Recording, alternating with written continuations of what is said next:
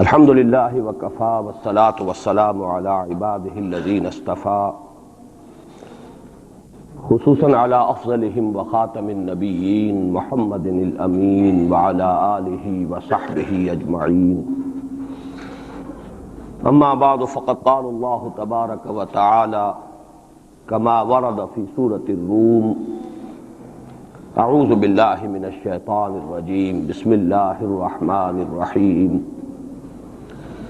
الف لام میم غلبت الروم في ادنى الارض وهم من بعد غلبهم سيغلبون في بضع سنين لله الامر من قبل ومن بعد ويومئذ يفرح المؤمنون بنصر الله ينصر من يشاء وهو العزيز الرحيم وعد الله لا يخلف الله وعده ولكن اکثر الناس لا يعلمون صدق الله العظيم رب اشرح لي صدري ويسر لي امري واحلل عقدة من لساني يفقهوا قولي اللهم ربنا الهمنا رشدنا واعذنا من شرور انفسنا اللهم ارنا الحق حقا وارزقنا اتباعه وارنا الباطل باطلا وارزقنا اجتنابه اللهم نور قلوبنا بالایمان واشرح صدورنا للاسلام ووفقنا لما تحب وترضى آمین یا رب العالمین۔ یہ کہنے کی ضرورت نہیں ہے کہ قرآن حکیم کوئی تاریخ کی کتاب نہیں ہے، یہ کتاب ہدایت ہے۔ اس کا اصل موضوع ہے انسان کی رہنمائی۔ اس رہنمائی میں ذہنی اور فکری رہنمائی بھی شامل ہے، عملی رہنمائی بھی شامل ہے۔ پھر عملی رہنمائی میں انفرادی سطح پر بھی، اجتماعی سطح پر بھی، لیکن یہ مختلف گوشے ہیں ہدایت کے، رہنمائی کے۔ باقی جتنے علوم ہیں وہ چاہے وہ فزیکل سائنسز کا دائرہ ہو اور چاہے سوشل سائنسز کا دائرہ ہو۔ سوشل سائنسز کا ظاہر بات ہے کہ معاملہ زیر بحث آیا ہے، اس لیے کہ اس کا تعلق انسان کی عملی زندگی سے ہے، معاشیات ہیں، سیاسیات ہیں، معاشرتی مسائل ہیں، تو یہ تو ہدایت کے موضوعات ہیں اور انہی سے پھر سوشل سائنسز میں بحث ہوتی ہے۔ جہاں تک فزیکل سائنسز کا تعلق ہے وہ بنیادی طور پر قرآن کا موضوع نہیں ہے، لیکن کہیں کہیں فینومینا آف دی نیچر کا جو حوالہ آیا ہے تو ظاہر بات ہے کہ وہ حوالہ غلط تو نہیں ہو سکتا، اللہ کا کلام ہے۔ بہرحال اس وقت کہنے کی بات یہ ہے کہ قرآن مجید کتاب ہدایت ہے، یہ تاریخ کی کتاب نہیں ہے۔ یہاں تک کہ انبیاء اور رسل اور ان کی قوموں کے جو حالات قرآن میں بیان ہوئے ہیں، کہا جا سکتا ہے یہ تاریخ ہے۔ حضرت نوح علیہ السلام، حضرت ہود علیہ السلام، حضرت ابراہیم علیہ السلام، ان کے حالات و واقعات یقیناً تاریخ کا جز ہیں۔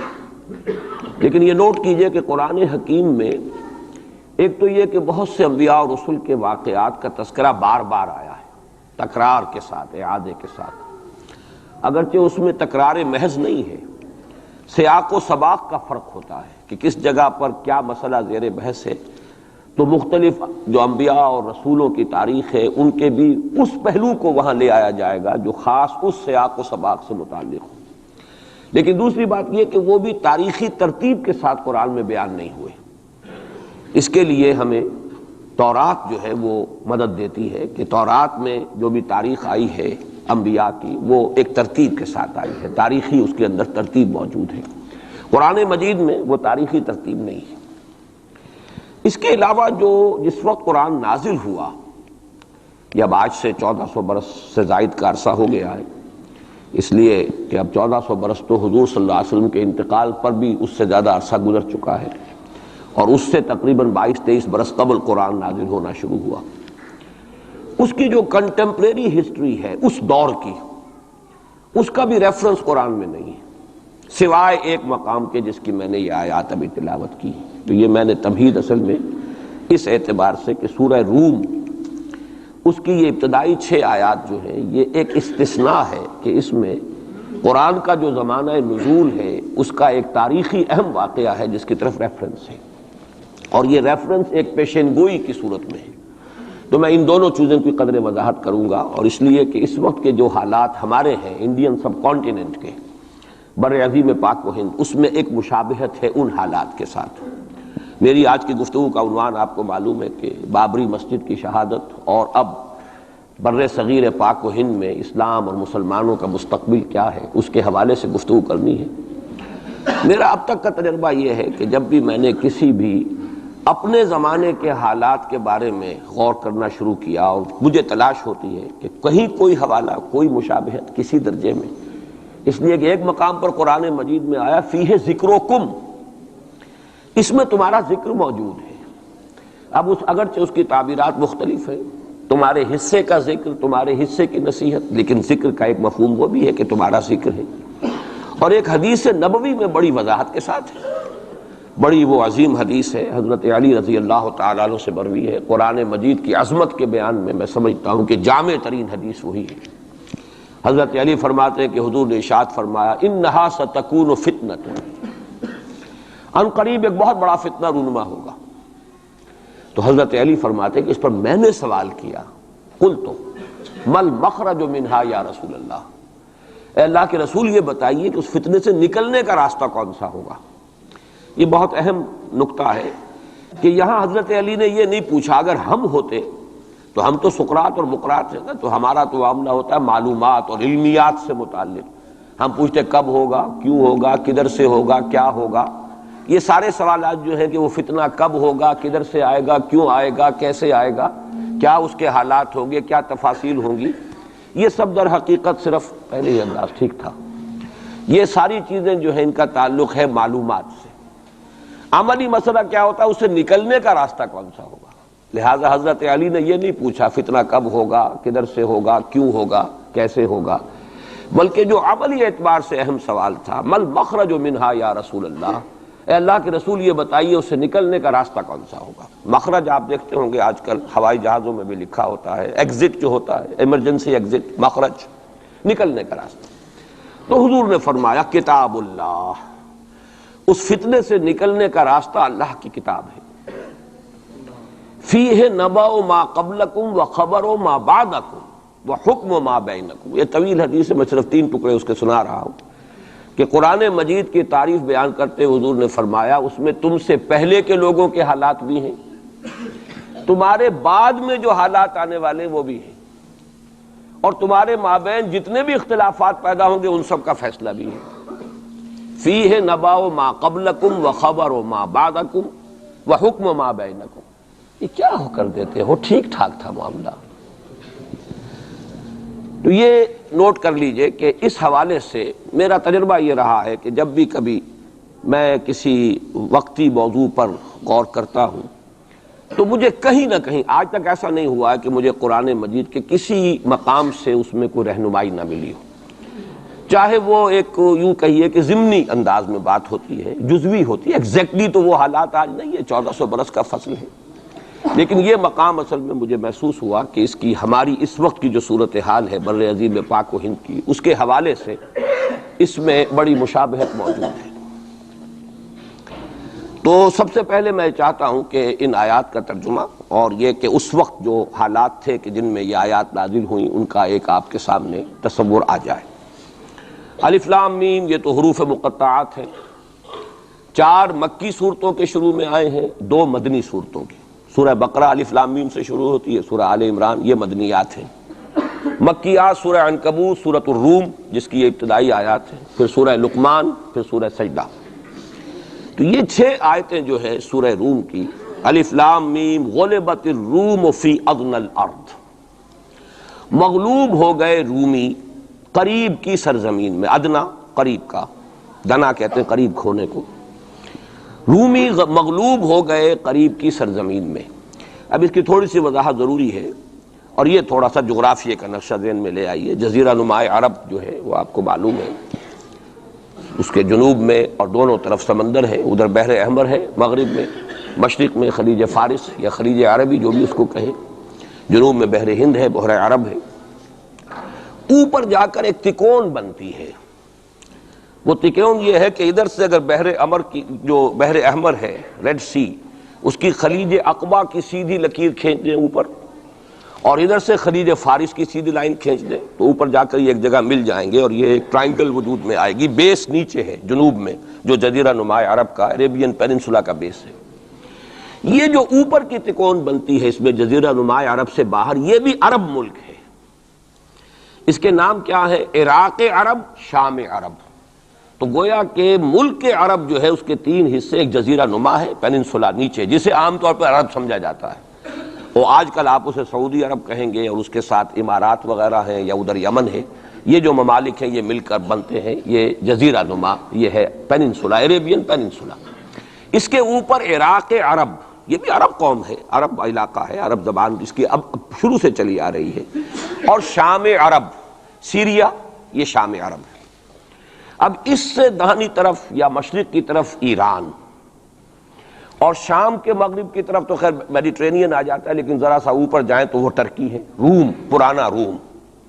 اور آپ کو معلوم ہے کہ جب حضور کی بعثت ہوئی ہے تو اس سے پہلے کم و بیش 700-800 برس سے یہ 2 عظیم مملکتیں چلی آ رہی تھیں، سلطنت روما اور سلطنت ایران.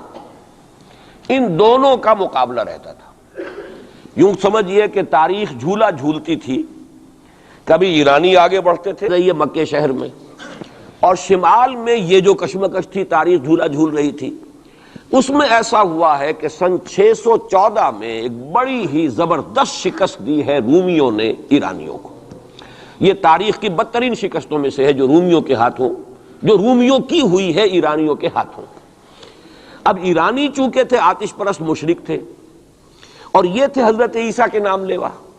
ان کی کچھ نہ کچھ مناسبت مسلمانوں سے جڑتی تھی، اس لیے کہ حضور صلی اللہ علیہ وسلم حضرت عیسیٰ علیہ السلام کے ماننے والے، انہیں اللہ کا پیغمبر ماننے والے. تو یہ جو ایک ایسوسییشن تھی اس کی وجہ سے بغلیں بجائیں مشرکین مکہ نے کہ دیکھو ہمارے جو ساتھی ہیں ایرانی آتش پرست وہ جیت گئے، اور تمہارے جو کیمپ، ایک ہی کیمپ سمجھ لیجئے، تمہارا بہرحال ان سے کچھ نہ کچھ تعلق ہے. تو حضرت مسیح کے ماننے والے اور تورات کے ماننے والے وہ شکست کھا گئے. اور شکست بھی ایسی تھی کہ یروشلم سے یہ نکلے ہیں، بھاگے ہیں رومی. ہرقل اس وقت وہ ایمپرر تھا، ہیرکلیس. اور ایلیا جو ان کا کہلاتا ہے یروشلم میں وہ ہیکل، اس سے جو ان کی بڑی صلیب تھی وہ بھی وہاں سے لے گئے وہ. اور گویا کہ ان کے لیے تو سمجھیے کہ یہ مذہبی اعتبار سے ایک موت تھی کہ ان کی مذہبی علامت، ان کے لیے شاعر جو ہیں ان کے مذہبی، ان میں سب سے مقدس شے جو تھی وہ بھی ایرانی وہاں سے لے گئے. اور بہت ہی زبردست شکست ہوئی ہے اس وقت رومیوں کو، ہیرکلیس کو. اس پر جو بغلیں بجی مشرکین مکہ نے جو اس پر خوشیاں منائی، مسلمانوں کو ایک طرح سے یوں سمجھیے کہ انہیں ستانے کے لیے، چڑھانے کے لیے، دیکھو وہ جیت گئے، اسی طرح تمہارا بھی قلع کما ہو جائے گا، تمہاری بھی کوئی بنیاد، لستم علی شیء، تمہاری بھی کوئی حقیقت نہیں ہے. جیسے رومی جو ہے وہ شکست کھا گئے، تم بھی ختم ہو جاؤ. اس وقت یہ آیات نازل ہوئی ہیں، اور یہ آیات اب پیشن گوئی کی صورت میں نازل ہوئی ہیں مسلمانوں کی دلجوئی کے لیے. ان کا جو مورال اس وقت گر رہا تھا مکے کے مسلمانوں کا، ابھی ہجرت نہیں ہوئی ہے، ابھی تو یہ مکے ہی میں معاملہ چل رہا ہے. 610 میں حضور پر وحی کا آغاز ہوا ہے. گویا کہ یہ 5واں برس ہے نبوت کا، ابھی ہجرت سے 7 سال پہلے کی بات ہو رہی ہے یہ جو مکے کے اندر جو صورتحال ہے. تو وہاں انہیں خبر دی گئی، الف لام میم غلبت الروم فی ادنی الارض، قریب کی سرزمین میں، اب یہ جزیرہ نما سے قریب ہے یہ پورا علاقہ شام کا، عراق کا، رومی مغلوب ہو گئے، رومیوں کو شکست ہو گئی. وَهُمْ مِنْ بَعْدِ غَلَبِهِمْ سَيَغْلِبُونَ، اور وہ اپنی اس مغلوبیت کے بعد پھر غالب آ جائیں گے. یہ پیشن گوئی ہے کہ یہ صورتحال مستقل نہیں ہے، یہ عارضی سی بات ہے، اس پر بغلیں نہ بجاؤ، اس پہ خوشیاں نہ مناؤ، اور اے مسلمانوں تم دل گرفتہ نہ ہو، رنجیدہ نہ ہو، بلکہ یہ عارضی بات ہے. غلبت الروم فی ادنی الارض وهم من بعد غلبهم سيغلبون فی بضع سنین. تعین کے ساتھ یہاں پر معین کر دیا ہے اللہ نے کہ بضع سنین میں، چند سالوں میں، لیکن بضع کے لفظ کا اطلاق ہوتا ہے عربی زبان میں 3 سے لے کر 9 تک پر، 10 سے کم 3 سے زائد، یہ بضع ہے. فی بضع سنین، ان سالوں کے اندر یہ پلٹا کھا جائیں گے حالات، ٹیبل ول بی ٹرنڈ، اور پھر جو ہے رومیوں کو فتح حاصل ہو جائے گی. یہ پیشن گوئی ہے. میں اب یہاں اس حوالے سے ذرا 2 باتیں کہہ دوں پھر آگے چلوں گا. میں نے خاص طور پر آج اس مقام کو اس لیے بھی چنا ہے کہ میں یہ محسوس کرتا ہوں کہ ہمارے ہاں جو حضور صلی اللہ علیہ وسلم کی احادیث میں پیشین گوئیاں ہیں، ہمارے ہاں کا جدید تعلیم یافتہ طبقہ ان کی طرف کوئی توجہ نہیں دیتا، بلکہ سمجھتا ہے کہ ادھر اس بے اعتنائی کا رویہ اختیار کرتا ہے کہ کوئی کیا باتیں ہیں، یہ آدمی کو کام کرنا چاہیے، یہ کیا پیشین گوئیوں کے بارے میں کیا دلچسپیاں لینا ہے۔ تو پہلے تو وہ یہ نوٹ کر لیں کہ پیشین گوئی صرف حدیث میں نہیں ہے، قرآن میں بھی ہے، قرآن میں یہ پیشین گوئی آئی ہے۔ فرق تو ہوگا حدیث کی پیشین گوئی اور قرآن کی پیشین گوئی کا۔ کیا فرق ہوگا؟ نمبر ایک یہ کہ قرآن کا تو ہر حرف جو ہے وہ یقینی ہے۔ حدیث کے بارے میں یہ ہو سکتا ہے روایت بالمعنی ہو، روایت کرنے میں کوئی لفظ تھوڑا بہت بدل گیا ہو، پھر حدیث کی سند کیا ہے، وہ صحیح بخاری کی ہے، صحیح مسلم کی ہے، اس کا استناد کا پایا کیا ہے، درجہ کیا ہے، جبکہ قرآن مجید کا ہر حرف جو ہے وہ مستند ہے، بلا لا ریب فیہ کا مصداق ہے۔ یہ فرق تو ہوں گے۔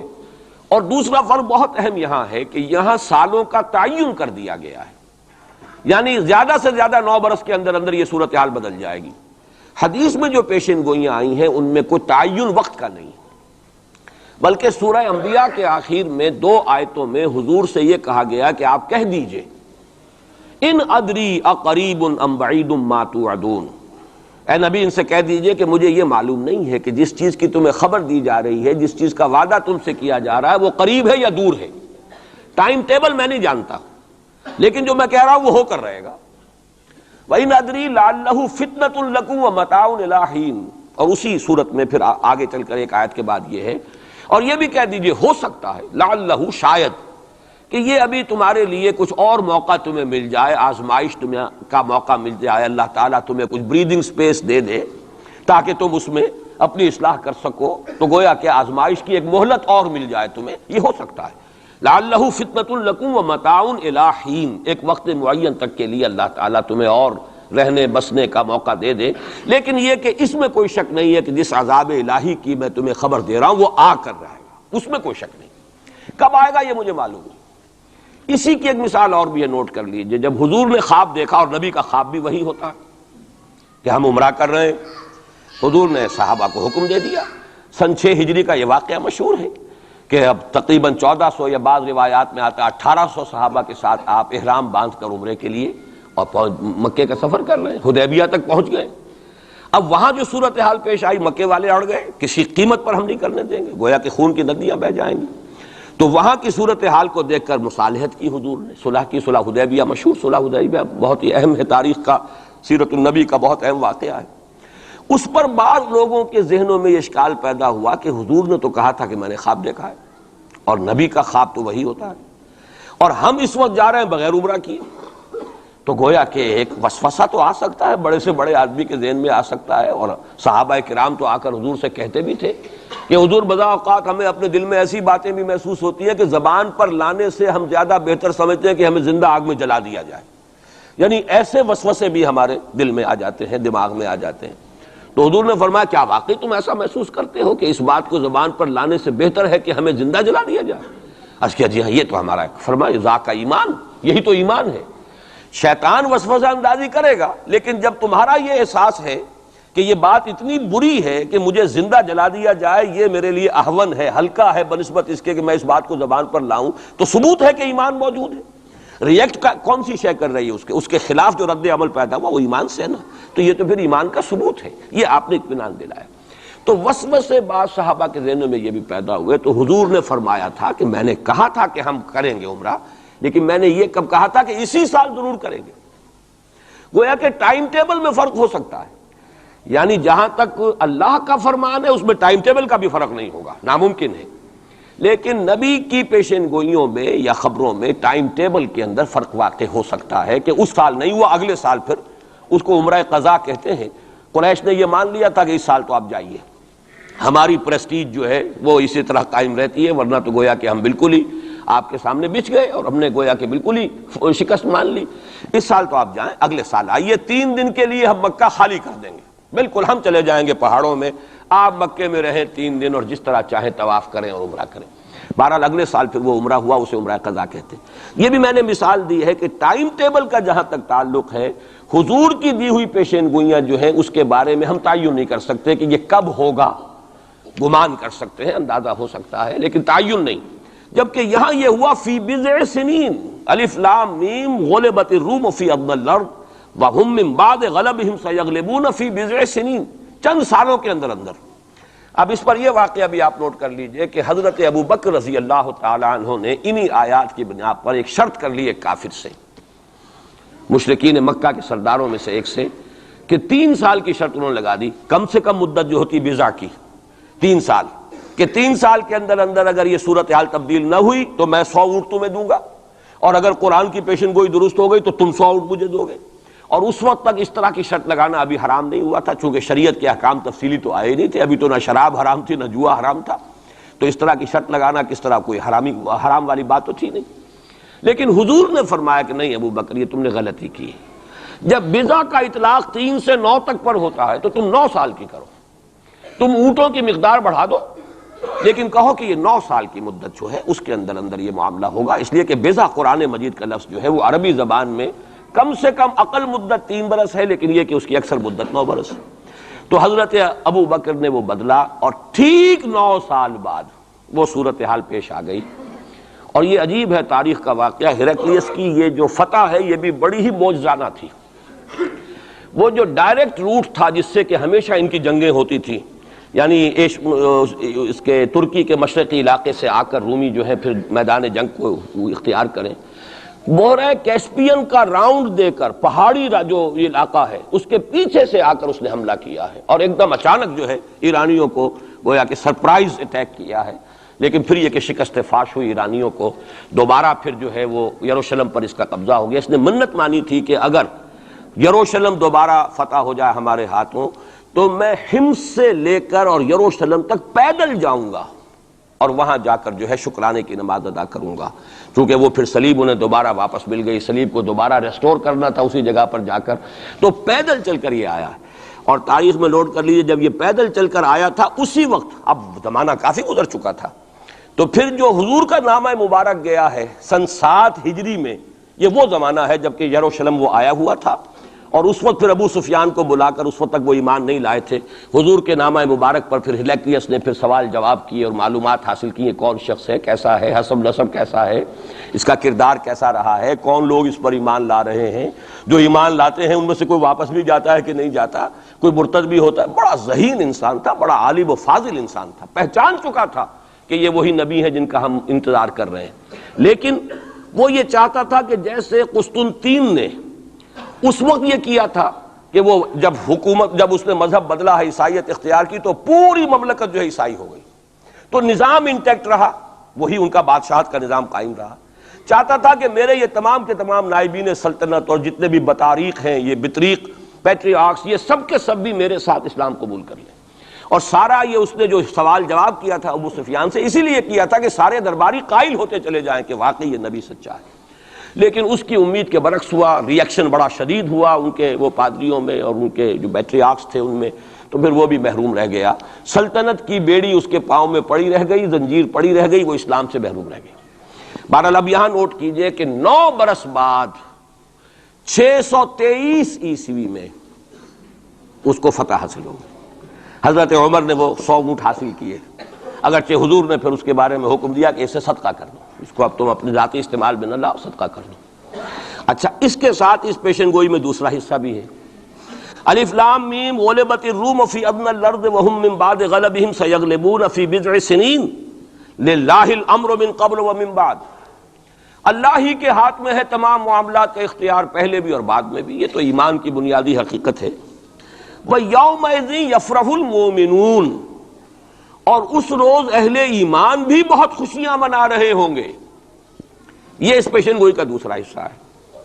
عین بدر کے دن یہ خبر آئی ہے کہ یہ پیشن گوئی صحیح ہو گئی۔ 9 برس ہو گئے، سن 5 جو نبوی سے اور غزوہ بدر 623 عیسوی میں غزوہ بدر ہو رہا ہے، 622 میں ہجرت ہے اور 623 میں غزوہ بدر ہو گیا۔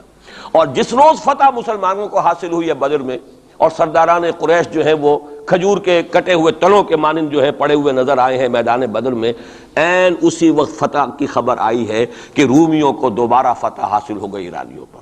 یومئذ یفرح المؤمنون، اس دن اہل ایمان کو بھی بہت فرحت حاصل ہوگی، بہت خوشی حاصل ہوگی، وہ بھی جشن منا رہے ہوں گے بنصر اللہ، اللہ کی مدد سے۔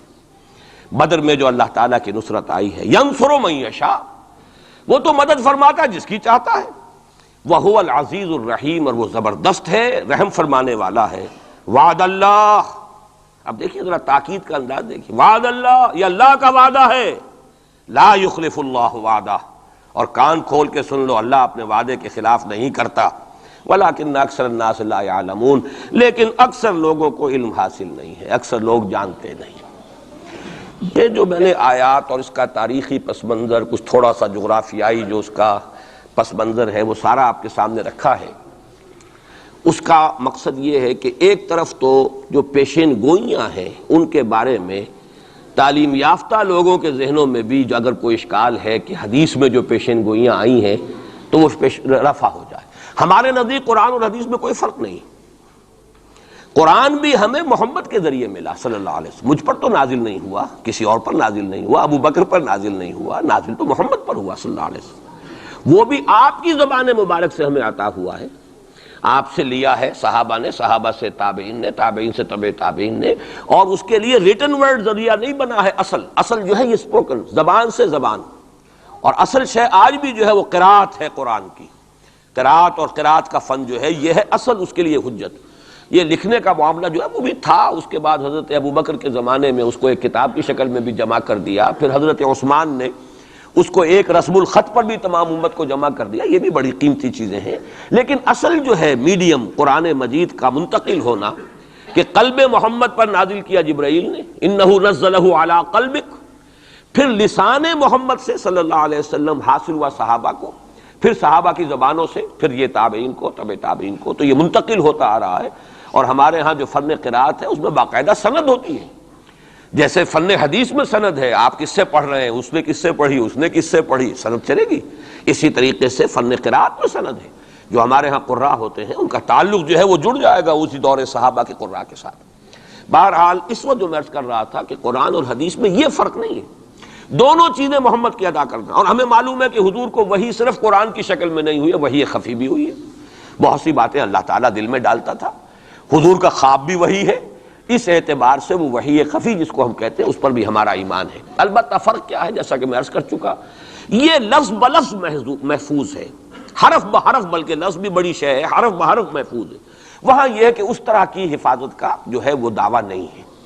نمبر دو یہ کہ یہاں جو شے ہے وہ اپنے ٹائم ٹیبل کے حوالے سے بھی قطعی ہوگی، وہاں یہ ہے کہ ٹائم ٹیبل کا ہم تعین نہیں کر سکتے، جبکہ قرآن مجید ہی کی دو آیات آپ کو محکم سنا چکا ہوں، ان ادری اقریب ام بعید ما توعدون، نبی کہہ دیجیے مجھے نہیں معلوم جو کچھ تم سے وعدہ کیا جا رہا ہے وہ قریب ہے یا دور ہے، وَإِنْ أَدْرِي لَعَلَّهُ فِتْنَةٌ لَكُمْ وَمَتَاعٌ إِلَىٰ حِينٍ، اور میں نہیں جانتا، ہو سکتا ہے کہ ابھی تمہیں اللہ ایک مہلت اور دے دے، اور ابھی تمہیں اور رہنے بسنے کا موقع دے دے، تاکہ تمہیں ایک مہلت آزمائش مزید مل جائے۔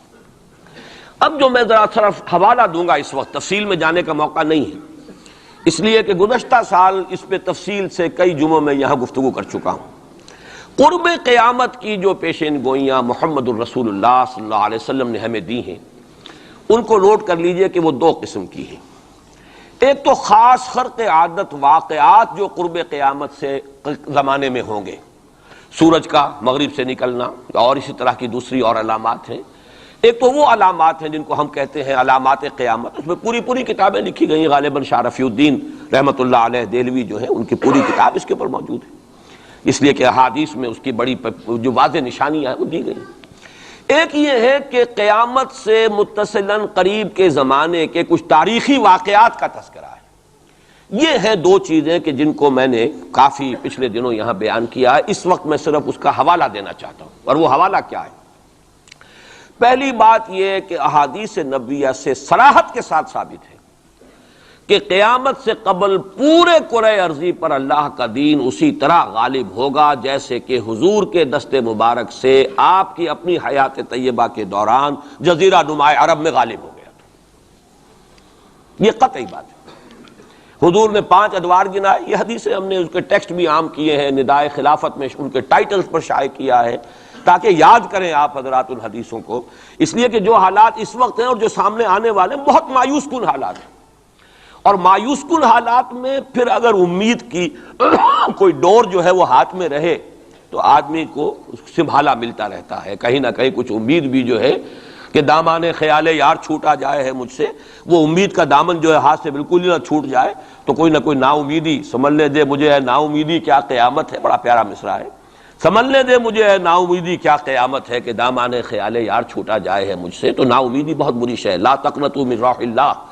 اس اعتبار سے جو حالات امیڈیٹلی اس وقت سامنے ہیں اور جو آ رہے ہیں وہ نہایت مایوس کن، نہایت تکلیف دہ، ان میں ضرورت ہے کہ یہ جو ہمارے لیے کچھ امید افزا خبریں اور پیشن گوئیاں ہیں ان کو بڑے پیمانے پر عام کیا جائے، تاکہ لوگ جو ہیں اس کے حوالے سے اپنے حوصلوں کو، اپنے امنگوں کو، ولولوں کو کچھ برقرار رکھ سکیں اور ان میں کچھ کام کرنے کا جذبہ، اس لیے کہ ایسے لوگ کم ہوتے ہیں اور اللہ تعالیٰ سے دعا کرتا ہوں کہ اللہ تعالیٰ مجھے ان میں شامل کر دے، آپ کو بھی شامل کرے۔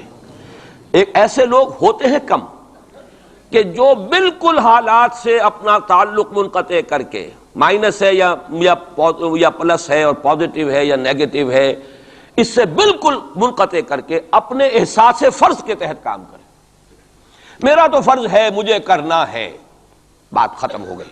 کیا حالات ہیں، کیا امیدیں ہیں، کیا کیلکولیشنز ہیں، کیلکولیٹنگ مائنڈ سے انہیں کوئی سروکار نہیں ہوتا، ہمیں اس سے بحث نہیں، کوئی نتیجہ نکل رہا ہے یا نہیں نکل رہا یا نکل سکتا ہے یا نہیں نکل سکتا، کوئی امید ہے یا نہیں ہے۔ حضرت نوح علیہ السلام 950 برس تک دعوت دیے چلے جا رہے ہیں، کون سی امید تھی؟ آخری وقت تک کوئی امید بر نہیں آئی، کوئی امید تھی نہیں، 950 برس کوئی تصور ہم نہیں کر سکتے دعوت دے رہے، اس لیے کہ فرض ہے، آپ کے ذمہ ہے، آپ کو تو پہنچانا ہے۔ یا ایھا الرسول بلغ ما انزل الیک من ربک فإن لم تفعل فما بلغت رسالہ، اے رسول پہنچاتے رہو جو کچھ کے نازل کیا جا رہا ہے تم پر تمہارے رب کی طرف سے، تمہیں تو کرنا ہے، نتیجہ نکلے نہ نکلے، کو مانے نہ مانے، حالات بہتر ہوں یا اور بدتر ہو، اس سے بالکل لا تعلق۔ اس کو ہندی فلسفے میں ڈیٹیچمنٹ کہتے ہیں، اپنے آپ کو ایکشن جو ہے، ایکشن آدمی کر رہا ہے اپنے فرض کے تحت، اپنے آپ کو ڈیٹیچ کر لیجئے اس کے نتیجے سے، نتیجہ کو اچھا بھی نکلے تو خوشی بھی نہیں ہونی چاہیے، نتیجہ اگر کوئی برا نکلا تو افسوس بھی نہیں ہونا، یہ کوئی انتہا ہے، تھیوریٹیکل بات ہے۔ انسانی سطح پر تو یہی ہوگا کہ اچھا نتیجہ نکل رہا ہے تو کچھ نہ کچھ خوشی ہوتی ہے، فرحت ہوتی ہے، اطمینان ہوتا ہے، اور اگر کچھ دوسری صورت ہے تو پھر کچھ نہ کچھ رنج ہوتا ہے، افسوس ہوتا ہے۔ قرآن خود کہتا ہے فَلَعَلَّكَ بَاخِعٌ نَفْسَكَ أَلَّا يَكُونُوا مُؤْمِنِينَ، اے نبی کیا آپ اپنے آپ کو صدمے سے ہلاک کر لیں گے کہ یہ ایمان نہیں لا رہے؟ تو یہ صدمہ ہونا، رنج ہونا، دکھ ہونا، افسوس ہونا، یہ اپنی جگہ پر ہے۔ یا اگر کہیں کوئی کامیابی ہو جائے، حضرت عمر کے ایمان لانے کی خبر آئی تو حضور نے بھی نعرہ تکبیر بلند کیا، اب یہ ایک فوری تاثر ہے، ہونا چاہیے۔ آپ کو کسی چونٹی نے کاٹا ہے کہیں سے تو فوراً ہاتھ آپ کا جو ہے وہ جنبش کھائے گا، یہ ریفلیکس ایکشن ہے، یہ ہوگا۔ لیکن ہندو فلسفی میں تو یہاں تک ہے کہ ڈیٹیچ کر لو اپنے آپ کو اس درجے کہ آپ کا اپنے ایکشن کے ساتھ، action for the sake of action, یا یوں کہیے کہ وہ اپنے مقصد کے تحت جو ہے آپ کام کر رہے ہیں، باقی یہ کہ کیا نتیجہ نکلتا ہے نہیں نکلتا ہے، امید افزا ہے یا مایوس کو بالکل چھوڑ دیجیے۔ بہرحال اس کی ضرورت ہے، لیکن ایسے لوگ جیسا کہ میں نے عرض کیا ہوتے کم، اکثریت لوگوں کی ایسی ہوگی کہ جو کچھ نظر آتا ہو تو کچھ کام کرتے ہیں، کچھ حوصلہ بڑھتا ہے، پھر کچھ اور ہمت جو ہے بنتی ہے۔ اس حوالے سے میں کہتا ہوں کہ چونکہ جو موجودہ حالات ہیں اور مستقبل قریب میں جو حالات آ رہے ہیں وہ سخت مایوس کن ہیں، انہی کا بعد میں تذکرہ کروں گا۔ لیکن اس وقت جو ہے اگر ہم ان حدیثوں کو سامنے رکھیں گے کہ پہلی بات یہ کہ اس دنیا پر پورے کرۂ ارضی پر دین کا غلبہ ہو کر رہے گا، دین حق اسی طرح نافذ ہوگا جیسے کہ حضور کے ہاتھوں نافذ ہوا ہے جزیرہ نما عرب۔ اور یہ جو گلوبل ڈومینیشن ہے اسلام کی، یہ ایک تو اس سے بھی ثابت ہے کہ 3 مرتبہ قرآن میں فرمایا گیا هو الذی ارسل رسولہ بالہدی ودین الحق لیظہرہ علی الدین کلہ۔ حضور کا مقصد بعثت ایکسکلوسیو شان ہے، یہ صرف آپ کی ہے، کسی اور نبی اور رسول کی نہیں ہے، کہ قرآن کہتا ہے غلبہ دین کے لیے بھیجا ہم نے، صرف تبلیغ کے لیے نہیں بھیجا۔ باقی تمام انبیاء صرف تبلیغ کے لیے آئے، تبلیغ، تذکیر، تبشیر، تذکیر، نصیحت، جو بھی کہیں، تعلیم، تزکیہ، لیکن غلبہ دین کا لفظ صرف محمد الرسول اللہ صلی اللہ علیہ وسلم کے بارے میں آیا اور 3 مرتبہ آیا، کسی اور نبی کے لیے 1 مرتبہ بھی نہیں آیا۔ اور دوسری بات یہ بھی قرآن کے محکمات میں سے ہے کہ وَمَا أَرْسَلْنَاكَ إِلَّا كَافَّةً لِلنَّاسِ بَشِيرًا وَنَذِيرًا، ہم نے نہیں بھیجا ہے محمد آپ کو مگر تمام نوع انسانی کے لیے، پوری نوع انسانی کی۔ گویا کہ پورے عالم انسانیت پر غلبہ دین ہوگا تو بعثت محمدی کی تکمیل ہوگی. پورے عالم جب بھیجا گیا پورے عالم انسانی کے لیے، اس اعتبار سے بھی صغرا کبرا جوڑیے تو اس کا نتیجہ نکلتا ہے. باقی یہ کہ حضور نے وضاحت کے ساتھ وہ احادیث جو ہیں جیسے میں نے عرض کیا، میں نے بارہا آپ کو سنائی ہیں. حضور نے 5 دور گنوائے ہیں: دور نبوت، دور خلافت علی منہاج النبوہ، حدیث کا ٹیکسٹ میں بیان نہیں کر رہا وقت کی کمی کی وجہ سے. پھر دور ایسی ملوکیت کا جو کٹ کھنی ہوگی، ظالم، کاٹ کھانے والی. پھر دور ایسی ملوکیت کا جو جبری ہوگی. یہ میرے نزدیک جو غلامی کا دور ہمارا گزر چکا ہے اور ابھی ہے، پارشلی ختم ہوا، پارشلی باقی ہے. براہ راست جو ہے ویسٹرن امپیریلسٹ پاورز جو ہیں وہ یہاں سے چلی گئی ہیں، ان کی فوجیں اب موجود نہیں ہیں ہمارے ہاں، لیکن یہ کہ ان کی تہذیب، ان کا تمدن، ان کا فکر، ان کے نظریات، ان کے فلسفے، ان کی سوچ، ان کا طرز بود و باش، انہی کا لباس، انہی کی صفت، یہ سب کچھ موجود ہے. اور ٹیکنالوجی میں، علم میں اور معاشیات میں ہم بالکل بھکاریوں کی طرح ان کے سامنے ہاتھ پھیلانے پر مجبور ہیں. تو وہ ختم نہیں ہوا چوتھا دور، بلکہ در حقیقت یہ کہ انٹرم پیریڈ ہے چوتھے اور 5ویں کے درمیان. اور 5واں آپ نے فرمایا ثم تکون خلافت علی منہاج النبوہ، پھر 5واں دور آئے گا خلافت علی منہاج النبوہ کا. اور اس وقت گویا کہ پوری جو یہ عالم انسانیت ہے یہ اس چوتھے اور 5ویں دور کے درمیان میں ہے. یہ ایک درمیان کا عرصہ ہے، نو مینز لینڈ کہہ لیجئے اس کو، یا یہ کہ برزخی یہ دور ہے. وہ جو دور تھا امپیریلزم کا، مغربی امپیریلزم، غیر مسلموں کی ہم پر حکومت، ملکن جبرین، اور وہ خلافت علی منہاج النبوہ. پھر وہ 2 حدیثیں حضرت ثوبان رضی اللہ تعالی عنہ سے جو کہ مسلم شریف میں مروی ہے کہ مجھے اللہ تعالیٰ نے ساری زمین سکیڑ کر دکھا دی، یہاں تک کہ میں نے اس کے سارے مشرق دیکھ لیے، سارے مغرب دیکھ لیے. وَإِنَّ أُمَّتِي سَيَبْلُغُ مُلْكُهَا مَا زُوِيَ لِي مِنْهَا، اور سن لو کہ میری امت کی حکومت ان تمام علاقوں پر قائم ہو کر رہے گی جو مجھے سکیڑ کر دکھا دیے گئے. اب اس کے بعد مجھے تو کوئی شک ہے نہیں، صحیح ہے میں سے ہے روایت، صحیح مسلم. بعض حضرات کے نزدیک تو صحیح مسلم کا درجہ صحیح بخاری سے بھی بلند ہے، لیکن یہ کہ اکثر و بیشتر جو ہے ٹاپ پر صحیح ہیں جنہیں ہم کہتے ہیں صحیح بخاری، صحیح مسلم، یہ حدیث کے مجموعے میں سب سے اوپر ہے. اچھا، دوسری حدیث حضرت مقداد ابن اسود سے، لا يبقى على الارض بیت وبر ولا مدر الا ادخل اللہ فیہ کلمۃ الاسلام. اللہ تعالیٰ اس روح ارضی پر ایک گھر نہیں چھوڑے گا، نہ اینٹ گارے کا بنا ہوا گھر، نہ کوئی کمبلوں کا بنا ہوا خیمہ جس میں اسلام کو داخل نہ کر دے. البتہ اسلام کا داخلہ 2 طریقوں سے ہوگا، بعز عزیز اور ذل ذلیل. یا تو گھر والا اور خیمے والا اسلام قبول کر لے گا تو اسلام کے اعزاز کے ساتھ اس کا بھی اعزاز ہو گیا. وَلِلَّهِ الْعِزَّةُ وَلِرَسُولِهِ وَلِلْمُؤْمِنِينَ، عزت تو ہے اللہ کے لیے، اس کے رسول کے لیے، اہل ایمان کے لیے. گھر والا بھی اس کا اعزاز ہوا، اس کے گھر میں اسلام داخل ہوا اس کے اعزاز کے ساتھ.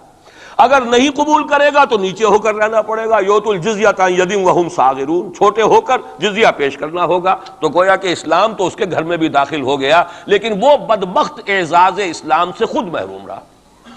لیکن غلبہ تو ہو گیا نا. یدخلون فی دین اللہ افواجا کی وہ شکل تو ہو گئی کہ اللہ کا دین جو ہے وہ غالب ہو گیا. اطاعت تو انہیں کرنی پڑے گی، اسلام کی بالادستی قبول کرنی ہوگی. رہیں ہندو، رہیں سکھ، رہیں پارسی، رہیں عیسائی، رہیں پرسنل لا میں ان کی جان، مال، عزت، آبرو کی حفاظت کا ذمہ بھی لیا جائے گا. ان کے عقائد کو بھی زبردستی نہیں بدلوایا جائے گا. ان کے مندروں، گردواروں اور کلیساؤں اور سلوتاس جو ہیں سینیگاگز، ان کی حفاظت کی جائے گی، لیکن بالادستی اسلام کی. یہ ہے مسند احمد ابن حنبل کی روایت ہے حضرت مقداد ابن اسود سے. تو پہلی بات تو یہ ہے کہ یہ یقین، کم سے کم مجھے تو اس کا یقین حاصل ہے الحمدللہ، اور میں چاہتا ہوں کہ ہر شخص، ہر مسلمان کے دل میں یقین پیدا ہو. لیکن اس سے پہلے ایک اور دور ہے. وہ دور ہے کہ جس کو ہمارے اس زمانے میں آ کر 2 طبقوں نے اس کے بارے میں اتنی غلط فہمیاں پیدا کی ہیں، اور اکثر ہمارے پڑھے لکھے بزوں میں خیش راسخ العقیدہ مسلمانوں کے اندر بھی دلوں میں نقب لگی ہوئی ہے.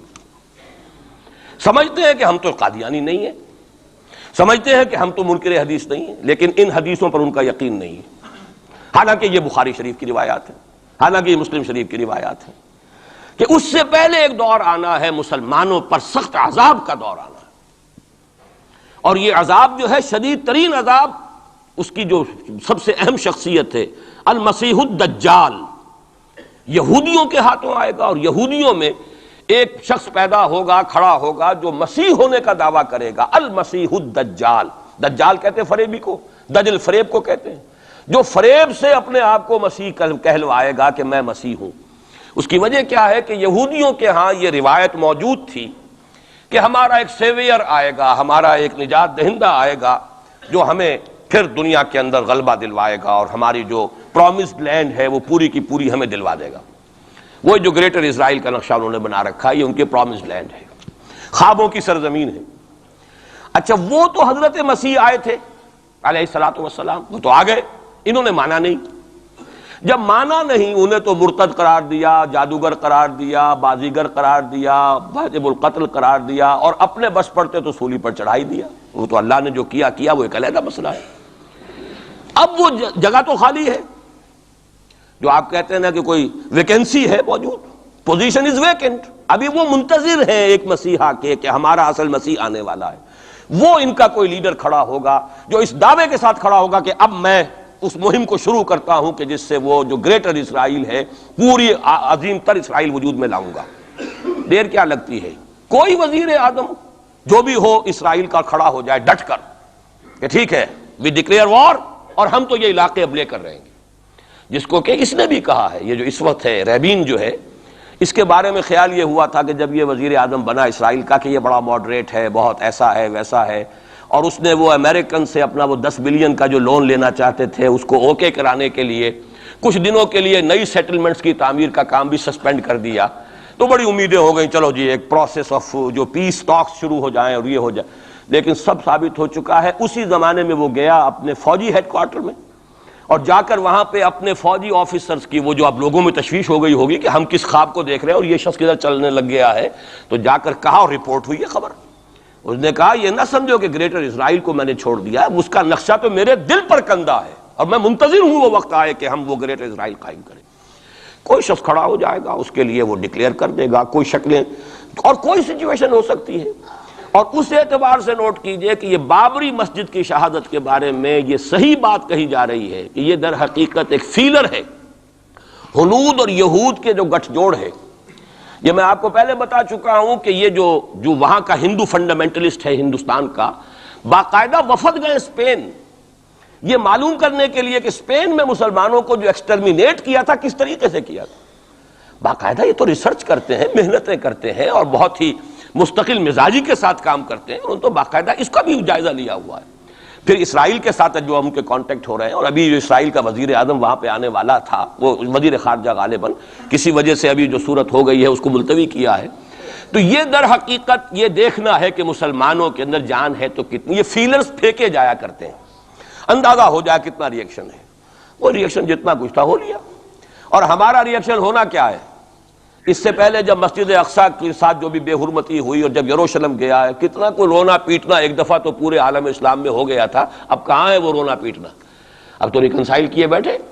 اب تو وہی عرب ممالک ایک ٹیبل پر جا کر میڈرڈ میں تو بیٹھ آئے نا آخر اسرائیل کے ساتھ، اور اب مسلسل گفتگو واشنگٹن میں جو ہے ایک پہلا round, second round, third round, کبھی تو اس کے ساتھ ایک میز پر بیٹھنا گوارا نہیں تھا، اس کو ریکگنائز کرنے کا کوئی سوال نہیں تھا. اب اس کی باتیں بھی ہو رہی. تو معلوم ہوتا ہے کہ یہ سارے جو ہیں حالات یہ کوئی ایسی باتیں نہیں ہیں، کوئی فیری ٹیلز ہوں، یہ کوئی پریوں کی کہانیاں ہوں جو آنے والی ہیں کیسے ہم مان لیں.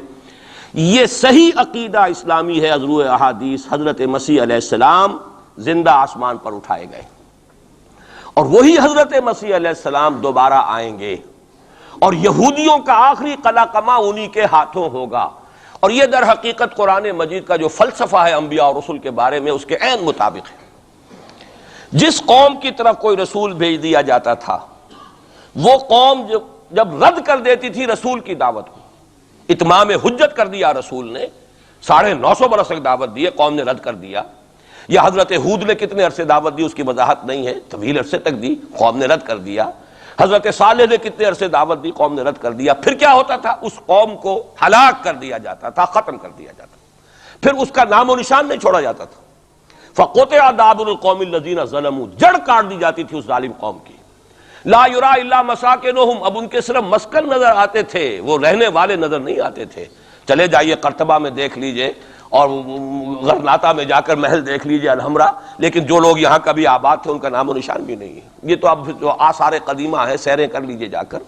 مسجد قرطبہ بھی ہے، سیر کر لیجئے، وہ تو اقبال کو تو خیر کوئی اجازت بھی مل گئی تھی نماز پڑھنے کی خاص کوئی، ورنہ وہاں پر تو اس کا بھی امکان نہیں ہے، اس کے ہارٹ میں جو ہے وہ چیپل موجود ہے، چرچ موجود ہے۔ بہرحال یہ سارے جو معاملات ہیں جان لیجئے اچھی طریقے سے کہ یہ واقعات جن کی خبریں دی گئی ہیں یہ بالکل اس کے مطابق حالات کا جو ہے نقشہ بیٹھتا چلا جا رہا ہے۔ کوئی یہودی لیڈر کھڑا ہوگا اور وہ مسیح کا دعویٰ کرے گا، میں ہوں مسیح، چاہے وہ خود بھی جانتا ہو کہ میں جھوٹ بول رہا ہوں اور جانتا ہوگا کہ جھوٹ بول رہا ہوں، لیکن یہ کہ تمام یہودیوں کو جمع کرنے کے لیے لازم ہوگا کہ وہ دعویٰ کرے۔ اس لیے کہ اب بھی موجود ہے، جو لوگ جانتے ہیں یہودیوں کو، یہودی اب بھی سپلٹ ہیں، ان میں جو زیادہ مذہبی طبقہ ہے وہ زائنسٹ نہیں ہے بلکہ وہ ان سے اختلاف کرتا ہے۔ زائنزم کی اپنی ایک تحریک تھی، وہ یوں سمجھیے کہ ایک ریشسٹ نیشنلسٹ موومنٹ ہے، وہ ایک نسلی قومیت کے اوپر چلنے والی جو ہے وہ ایک قوم پرستانہ جو ہے تحریک ہے۔ جو مذہبی طبقہ ہے، جو یہودی داڑیاں رکھتے ہیں اور جو لمبے لمبے بال رکھتے ہیں اور کالی ٹوپیاں پہنتے ہیں اور لمبی شیروانیوں ٹائپ جو ہے ان کے لانگ کوٹس ہوتے ہیں، اور یہ وہاں مینہٹن میں بڑے نظر آتے ہیں گھومتے ہوئے اور بہت سرمایہ دار ہیں، اسی لیے نیو یارک کو جو یارک کہا جاتا ہے، وہ یہودی جو ہے وہ ان میں بڑا طبقہ بھی موجود ہے کہ جو اس زائنزم کو اور اسرائیل کو تسلیم نہیں کر رہا۔ تو ظاہر بات ہے کہ ان کے لیے ضرورت ہوگی کہ کوئی مذہبی اپیل آئے، منتظر تو وہ بھی ہے مسیح کے، اب آنا تو نہیں ہے، وہ مسیح جو آئے گا وہ تو آئے گا ان کی ہلاکت کے لیے، اس سے پہلے کوئی کھڑا ہوگا اور اس کو پھر یہ مذہبی یہودی بھی مان لیں گے۔ نتیجہ یہ ہوگا کہ جو بھی پوری دنیا کا یہودی ہے وہ اس ایک علاقے میں آ جائے گا اور وہ اپنے اس گریٹر اسرائیل کے لیے پھر جو وہاں پر جنگ کی بھٹی دہکے گی۔ یہ کتاب الملاحم، اکثر جو حدیث کی کتابیں ان کے آخر میں آ کے کتاب الملاحم کا باب ہے علیحدہ علیحدہ، جس میں کہ اس دور کی خبروں کا جو ہے حضور نے پوری پیشن گوئیاں کی ہیں کہ یہ کچھ ہونا ہے۔ جہاں تک المسیح الدجال کا تعلق ہے اس کے بارے میں تو الفاظ یہ ہیں کہ کوئی نبی اللہ کا ایسا نہیں گزرا کہ جس نے مسیح الدجال کے فتنے سے خود پناہ طلب نہ کی ہو اللہ کی۔ خود حضور کی جو دعائیں ہیں معصورہ، اس میں ہے وَأَعُوذُ بِكَ مِن فِتْنَةِ الْمَسِيحِ الدَّجَّالِ، اے اللہ میں تیری پناہ طلب کرتا ہوں فتنت مسیح الدجال سے۔ وہ فتنہ اب سر پر آیا ہوا ہے، یہ چند سالوں کی بات ہے، اور اکثر و بیشتر کچھ اور حوالوں سے بھی، وہ نوسٹروڈیمس کے حوالے سے ہو یا کسی اور کے حوالے سے ہو، پیشین گوئیاں وغیرہ، دنیا میں اس وقت پوری اس فضا کے اندر جو مذہبی فضا ہے یورپ کی، وہ بھی بہت پریگننٹ ہے اس حوالے سے کہ یہ پیشین گوئیاں اور اس طرح کی خبریں اور اس طرح کی آمد۔ چنانچہ میں کئی مرتبہ کر چکا ہوں کہ آپ کو امریکہ میں بمپرز کے اوپر سٹیکرز ملتے ہیں، مسیح is coming, Jesus is coming, یہ عیسائیوں کا ہے، وہ بھی منتظر ہیں حضرت مسیح کی آمد کے، ہم بھی منتظر ہیں حضرت مسیح کی آمد کے، وہی مانا کہ حضرت مسیح نازل ہوں گے، حضور نے خبر دی ہے، اور آ کر مسلمان کے پیچھے نماز پڑھیں گے، وہ ایک امتی کی حیثیت سے آئیں گے، اب نبی کی حیثیت سے نہیں آئیں گے، بلکہ اپنی امت جو ہے یہود جنہوں نے کہ ان کو انکار کر دیا تھا قبول کرنے سے، ان کو سزا دینے آئیں گے، انہی کی ہلاکت اور بربادی کے لیے آئیں گے، جیسے کہ حضرت نوح کی نگاہوں کے سامنے ان کی قوم ہی نہیں ان کا بیٹا بھی غرق کیا گیا نگاہوں کے سامنے، جس طرح کہ حضرت ہود کی نگاہوں کے سامنے ان کی قوم جو ہے وہ برباد کی گئی۔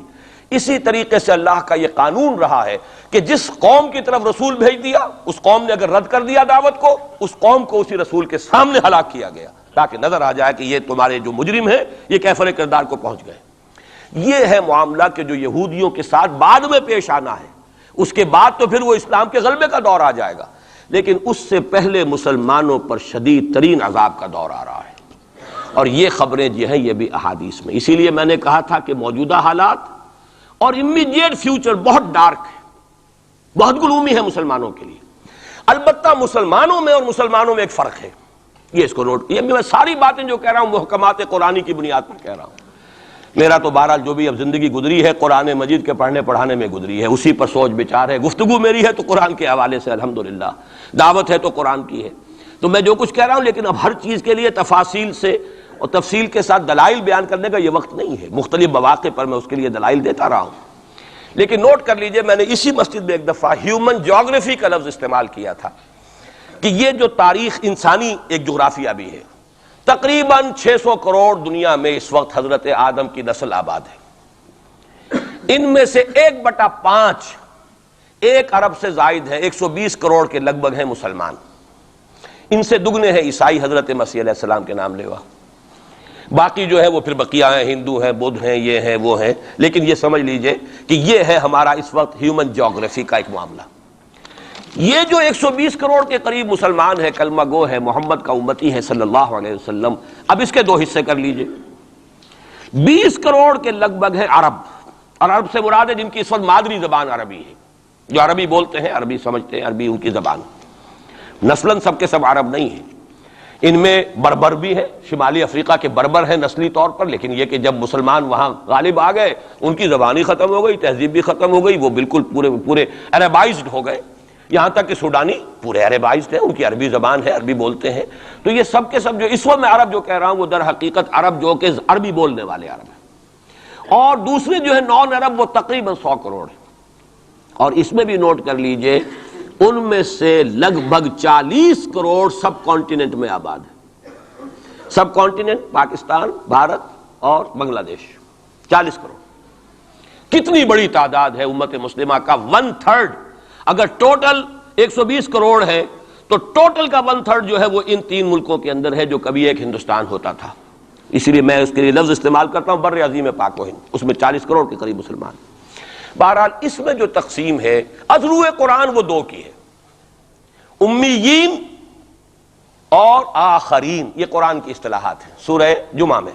هو الذی بعث فی الامیین رسولا منہم، ایک امیین ہیں جن میں سے خود حضور تھے، عرب، آپ کی زبان عربی، اور انہی کی زبان میں قرآن نازل ہوا۔ نوع انسان را پیام آخری حاملہ رحمت للعالمین، وَكَذَلِكَ أَنزَلْنَاهُ قُرْآنًا عَرَبِيًّا لَعَلَّكُمْ تَعْقِلُونَ، لَعَلَّكُمْ تَعْقِلُونَ میں تو مخاطب نہیں ہوں، میری زبان تو عربی نہیں ہے۔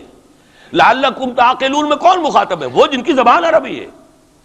ان لوگوں کو اللہ نے رتبہ زیادہ دیا، فضیلت دی، اس سے بڑی فضیلت کیا ہوگی؟ حضور انہی میں سے ہیں صلی اللہ علیہ وسلم۔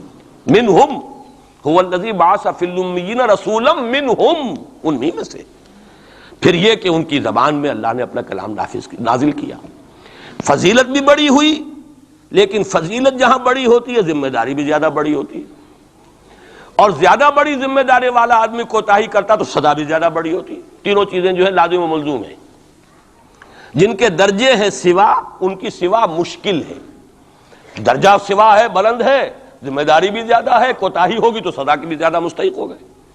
اس کا مصداق ہے عالم عرب، خاص طور پر وہ جو اصل عرب ہے پرانے، لیکن طبعاً چاہے وہ غیر عرب تھے لیکن عربی زبان اب ان کی مادری زبان ہو چکی ہے، وہ بھی اس میں شامل ہوں گے۔ ان پر اصل سزا کا دور ان پر آنا ہے، اور ایک عجیب بات ہے، انہی پر اصلاً ایک سزا کا دور پہلے بھی آیا تھا، یہ سیکنڈ ٹائم ہے، جیسے کہ بنی اسرائیل کے بارے میں آیا ہے، وَقَضَيْنَا إِلَىٰ بَنِي إِسْرَائِيلَ فِي الْكِتَابِ لَتُفْسِدُنَّ فِي الْأَرْضِ مَرَّتَيْنِ وَلَتَعْلُنَّ عُلُوًّا كَبِيرًا، بنی اسرائیل کے لیے بھی ہم نے طے کر دیا تھا کہ 2 مرتبہ تم 2 سرکشی کرو گے اور ہمارے عذاب کے کوڑے تمہاری پیٹھ پر برسیں گے۔ یہی معاملہ بنی اسماعیل کا ہے۔ پہلا دور ان پر آیا تھا کب؟ آج سے 750 برس قبل، کروڑوں قتل کروائے تاتاریوں کے ہاتھوں، ان کی حکومت ختم، آخری خلیفہ بنی عباس اس کو نکال کر محل سے اور جانور کی ایک کھال کے اندر لپیٹ کر، اور تاتاریوں نے اپنے گھوڑوں کے سموں تلے کچل دی، خاتمہ۔ اور پھر انہی تاتاریوں کو اسلام کی توفیق دے دی، اسلام کا جھنڈا ان کے ہاتھ میں تھما دیا ہے، آیا فتنہ تاتار کے افسانے سے پاسماں مل گئے کعبے کو صنم خانے سے۔ اس کے بعد کچھ عرصے رہا معاملہ ہسپانیہ میں عربوں کا، آج سے 500 برس قبل وہ بھی خاتمہ ہوا۔ تو عربوں پر ایک دور تو وہ آ چکا، لیکن وہ دور ایکسٹرمینیشن کا نہیں تھا، وہ دور کاہے کا تھا؟ معزول کر دیے گئے، امت کی جو قیادت تھی وہ غیر عرب کو منتقل ہو گئی۔ ترک کون تھے؟ غیر عرب۔ ترکوں ہی کے اندر سے یہ 4 جو ہے یہ سٹاکس نکلے ہیں، ایک سٹاک ایک ہے، 4 اس میں سے آپ کہہ لیجئے کہ مختلف اس کی شاخیں ہیں۔ ترکان تیموری ہندوستان میں آ گئے، ترکان صفوی ایران میں آ گئے، ترکان سلجوقی مڈل ایسٹ میں رہے بہت عرصے تک، اور پھر ترکان عثمانی کا تو کہنا ہی کیا ہے، وہ تو گویا کہ جو وہ رومن امپائر تھی اس کا جانشین جو بنا ہے، وہ در حقیقت اس کے بعد وہ تو آل عثمان کی حکومت ہے۔ ترکان عثمانی، یہ عثمان حضرت عثمان نہیں ہے رضی اللہ تعالیٰ عنہ، یہ ایک تاتاری سردار ہے عثمان، جن کی اولاد ہے جس کو آپ آٹومان ٹرکس کہتے ہیں، اور یہ پھر سلطنت جو ہے آٹومان، گریٹ آٹومان کنگڈم، جو کہ اب ختم ہوئی ہے اس صدی میں، پہلی یہ جو صدی ہے اس کی ابتدا میں پہلی جنگ عظیم کے بعد اس کا خاتمہ ہوا ہے، اس کا بس صرف ایک سمجھیے کہ نشان ترکی کی شکل میں رہ گیا ہے، باقی وہ گریٹ امپائر جو تھی ختم ہو۔ اسی کے ریمیننٹس بوسنیا میں بیٹھے ہوئے جن کے اوپر اس وقت ظلم ہو رہا ہے، انہی کے جارجیا میں بیٹھے ہوئے، جارجینز تو ہیں بھی اصل میں ٹرک، نسلاً ٹرک ہیں، بوسنینز جو ہے ٹرکس نہیں ہیں، لیکن یہ اسی زمانے میں اسلام لائے تھے جبکہ یہاں پر آل عثمان کی حکومت قائم ہوئی تھی اور پورا مشرقی یورپ جو ہے وہ ترکان عثمانی کے زیر نگین تھا۔ بہرحال یہ ایک سزا کا دور جو ہے وہ تو آ چکا، دوسری سزا اور سختر سزا کا دور اب آ رہا ہے۔ اس کا آغاز گلف وار سے ہو چکا ہے۔ جیسا کہ میں نے عرض کیا، ٹائم ٹیبل کوئی نہیں دیا جا سکتا، خبریں موجود ہیں، اس کے بعد یہ ہونا ہے، یہ ہونا ہے، یہ ہونا ہے، اور 8 اقساط میں ہم ندائے خلافت میں وہ مضمون شائع کر چکے ہیں، جس میں احادیث میں زیادہ تر سنن ابی داؤد کی روایات ہیں، بڑی تفصیل موجود ہے، اور یہ ہے مجھے بھی پسند نہیں، آپ کو بھی پسند نہیں، اور پسند نہ ہونے کی وجہ سے زبان پر ہم نہیں لاتے، اسی وجہ سے لوگ جو ہے ناواقف ہیں۔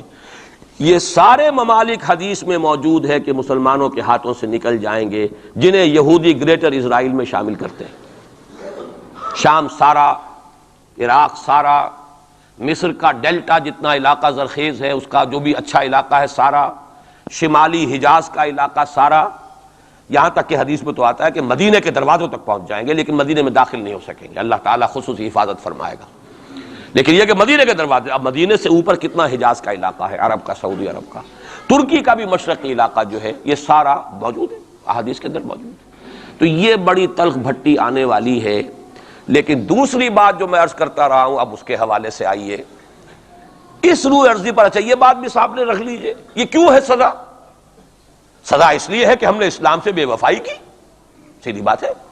اللہ کو تو نہ ہم سے کوئی دشمنی ہے، نہ ہمارے دشمنوں سے کوئی اس کی دوستی ہے، معاذ اللہ ثم معاذ اللہ، اس کی دوستی کہاں، کفار سے کہاں ہوگی؟ نبوکدنضر کے ہاتھوں بنی اسرائیل کو پٹوایا تھا اگر، تو کیا نبوکدنضر سے دوستی تھی اللہ کی؟ اور کیا اسرائیلیوں سے اور یہودیوں سے کوئی دشمنی تھی؟ ان کو تو غرہ یہ تھا کہ نحن ابناء اللہ واحباؤہ، ہم تو اللہ کے بیٹوں کے مانند ہیں، ہمیں تو آگ بھی نہیں چھو سکتی، لن تمسنا النار الا ایاما معدودات، آئے گی بھی تو چند دن کے لیے چھوئے گی، ہمیں فوراً نکال لے گا اللہ، ہم تو اس کے بیٹوں کے مانند ہیں، چہیتے ہیں، ابراہیم کی نسل سے ہیں، ہم سب محمد کی نسل سے نہیں ہیں صلی اللہ علیہ وسلم۔ وہ تو صرف سادات جو بھی ہیں، سچے سادات ہیں یا بنے ہوئے سادات ہیں، وہی دعویٰ کر سکتے ہیں نا کہ وہ حضور کی نسل، اور وہ بھی نسل کیا ہے، حضور کی تو نہیں ہے، وہ تو حضرت علی کی نسل ہے، نسل بیٹی سے تو چلتی نہیں ہے، وہ تو بیٹے سے ہی چلتی ہے۔ حضور صلی اللہ علیہ وسلم کی اصل نسل جو ہے وہ تو اللہ تعالیٰ نے چلائی نہیں، وہ تو حضرت ابراہیم کا بھی انتقال ہوا ہے، اور اس کی اپنی جگہ پر ایک حکمت ہے، وہ اس وقت میرا موضوع نہیں ہے۔ تو ہم تو نسل نہیں ہے محمد کی صلی اللہ علیہ وسلم، کم سے کم میں تو نہیں ہوں اسی، لیکن وہ یہودی تو کہتے ہیں ہم ابراہیم کی نسل ہیں سب کے سب، تو انہیں تو یہ غرہ ہونا جو ہے، یعنی معلوم ہوتا ہے کہ وزن ہے ان کی بات میں، نحن ابناء اللہ واحباؤہ، وہ ابراہیم جسے خلیل اللہ قرار دے رہا ہے اللہ تعالیٰ، میرا خلیل ہے، واتخذ اللہ ابراہیم خلیلا، جسے امام الناس قرار دے رہا ہے، انی جاعلک للناس اماما، جو ابو الانبیاء ہے، جس کی نسل میں سینکڑوں نبی آ گئے، اس کی جب ہم اس کی اولاد ہیں تو اللہ کے ہاں ہمارے ساتھ تو پریفرنشل ٹریٹمنٹ ہوگا۔ یہ ان کو غرہ تھا، یہی ہمیں۔ لیکن جان لیجئے جب انہیں پٹوایا، جب قرآن مجید نے کہا فَلِمَ يُعَذِّبُكُم بِذُنُوبِكُم، ایسا ہی تمہارا غرہ ہے، تم اللہ کے چہیتے ہو تو اللہ تمہیں کیوں سزائیں دیتا رہا ہے؟ نبوکدنضر سے کیوں پٹوایا، رومن سے کیوں پٹوایا، اس صدی میں جرمنوں سے کیوں پٹوایا، لاکھوں کی تعداد کے اندر؟ معلوم ہوا کہ اللہ کا معاملہ جس قوم سے بھی ہے، کووننٹ ہے، وہ میثاق ہے ہمارا اللہ کے ساتھ، میثاق قرآن ہے ہمارا، ان کا میثاق تورات تھی، پکڑو اس کو، خذوا ما آتیناکم بقوۃ، پکڑو اس کو مضبوطی کے ساتھ جو ہم نے تمہیں دیا ہے، اگر اس سے بے وفائی کرو گے تو ہم سے کوئی تعلق نہیں، بلکہ تم مجرم ہوگے اصل۔ باقی لوگوں کے پاس تو کتاب ہے نہیں، شریعت ہے نہیں، دین ہے نہیں، ان کو تو پہنچانا تمہارے ذمہ تھا، تم تو ان کو کیا پہنچاتے، خود اس سے بے وفائی کر بیٹھے ہو، لہذا ساری دنیا کی گمراہی کی ذمہ داری بھی تمہارے کندھوں پر ہے۔ یہ ہے وہ جرم جس کی بنا پر سزا ملے گی، سزا کے مستحق ہیں ہم، اور ہم میں سب سے بڑھ کر عرب ہیں جن کی مادری زبان عربی ہے، جن کو صرف نحو پڑھنے کی ضرورت نہیں قرآن سمجھنے کے لیے، وہ تو از دل خیزت بر دل ریزت، براہ راست کمیونیکیشن قرآن سے ہو رہی ہے، وہ بے وفائی کریں تو ظاہر بات ہے مہا مجرم وہ ہیں۔ لیکن پھر غیر عرب مسلمانوں میں اس وقت روئے ارضی پر سب سے بڑی مجرم قوم 10 کروڑ مغربی پاکستانی. یہ میں ڈنکے کی چوٹ کہہ رہا ہوں اور بہت عرصے سے کہہ رہا ہوں، اس لیے کہ ہم وہ لوگ ہیں کہ جنہوں نے اسلام کے نام پر ملک بنایا. کوئی ملک دوسرا دنیا میں اس وقت اسلام کے نام پر نہیں بنا. ہم وہ لوگ ہیں پاکستان بنانے کے لیے لاکھوں جانیں مسلمانوں کی کلمہ گوؤں کی گئیں اور ہزاروں عصمتیں لوٹیں، اور نہ معلوم کتنی مسلمان لڑکیاں اور عورتیں جو ہے رہ گئیں پھر بھی ہمیشہ ہی سکھوں کے پاس، اور وہ آئی نہیں پاکستان اس اسلام کے نام پر. اور کیا کیا ہے ہم نے؟ 46 برس ہو گئے، اس کہاں اسلام ہوا. لہذا اس سے بڑی مجرم قوم عربوں کے بعد ہم یہ کہہ سکتے ہیں ہمارا عام آدمی قرآن نہیں پڑھتا، قرآن جانتا نہیں، ٹھیک ہے، اپلی ہے کچھ نہ کچھ، اس اعتبار سے ان کے بعد نمبر ہمارا ہے، لیکن باقی پوری دنیا کے مسلمانوں سے بڑھ کر مجرم ہم. اور ہم اصل میں نہ صرف یہ کہ خود اپنے حصے کے مجرم ہیں، بھارت کے مسلمانوں کا بھی سارا وبال ہماری گردن پر ہے. آج میں چاہتا ہوں کہ اس کو آپ اچھی طرح نوٹ کر لیں.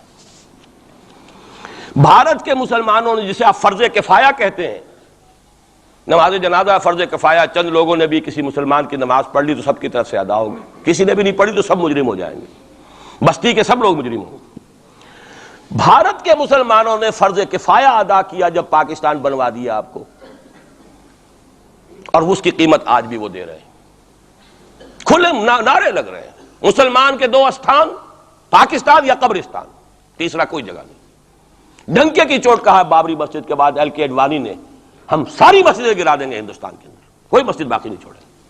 ڈنکے کی چوٹ اعلانیہ، یہ سب کچھ ہو رہا، اور یہ نعرے تو نہ معلوم کب سے لگ رہے ہیں، اور نہ معلوم کب سے میں یہاں ان مسجدوں کے اندر بھی اور اپنی تقریروں میں وارن کرتا رہا ہوں کہ کیا وہاں ہو رہا، لیکن ہمارے تو کان پر جوں نہیں ریگتی. ہمارے تو وہی دھندے ہیں، وہی کاروبار ہے، اپنا بزنس ہے، اس کے سارے مسئلے ہیں، اس کی اپنی بلڈنگیں ہیں، اپنی موٹریں ہیں، اپنے ٹیلی ویژن ہیں، اپنے کئی کورسز کے ڈنرز ہیں. اللہ خیر صلی اللہ، ہمیں بحث کیا اسلام سے؟ تو بتائیے ہم سے بڑا مجرم کون ہوگا؟ آج جو کچھ ہندوستانی مسلمان پر بیت رہی ہے اس کا جرم ہمارے کندھے پر. یہ میں جذباتی انداز میں نہیں کہہ رہا، میں تو 2 اور 2 4 کی طرح ثابت کر سکتا ہوں. انہوں نے فرض کفایہ ادا کر دیا، اور اس وقت یاد کیجئے مولانا ابوالکلام آزاد، مولانا مدنی، جمعیت علماء ہند کے علماء اپنے تقدس اور اپنے تدین اور اپنے تقوی کے اعتبار سے انکویسچنیبل، کوئی شک و شبہ نہیں ہو سکتا ان کی نیت پر اور ان کے تقوی پر اور کردار پر. انہوں نے کیا کہا تھا؟ یہی کہا تھا کہ یہ پاکستان بنا کر تم مسلمانان ہند کو 3 حصوں میں تقسیم کر دو گے. 3 میں کہا تھا، 2 میں نہیں، 3 میں. حالانکہ بظاہر تو ایک پاکستان بن رہا تھا نا، لیکن یہ مولانا ابوالکلام آزاد کے الفاظ تھے کہ 25 برس سے زیادہ یہ 2 خطے یکجا نہیں رہ سکتے. اور 25 برس کیا، 24.25 برس میں ٹوٹ گیا پاکستان. 25 برس پورے نہیں ہوئے، اور ان کے الفاظ تھے یہ کہ 25 برس سے زائد جمع نہیں رہ سکتے.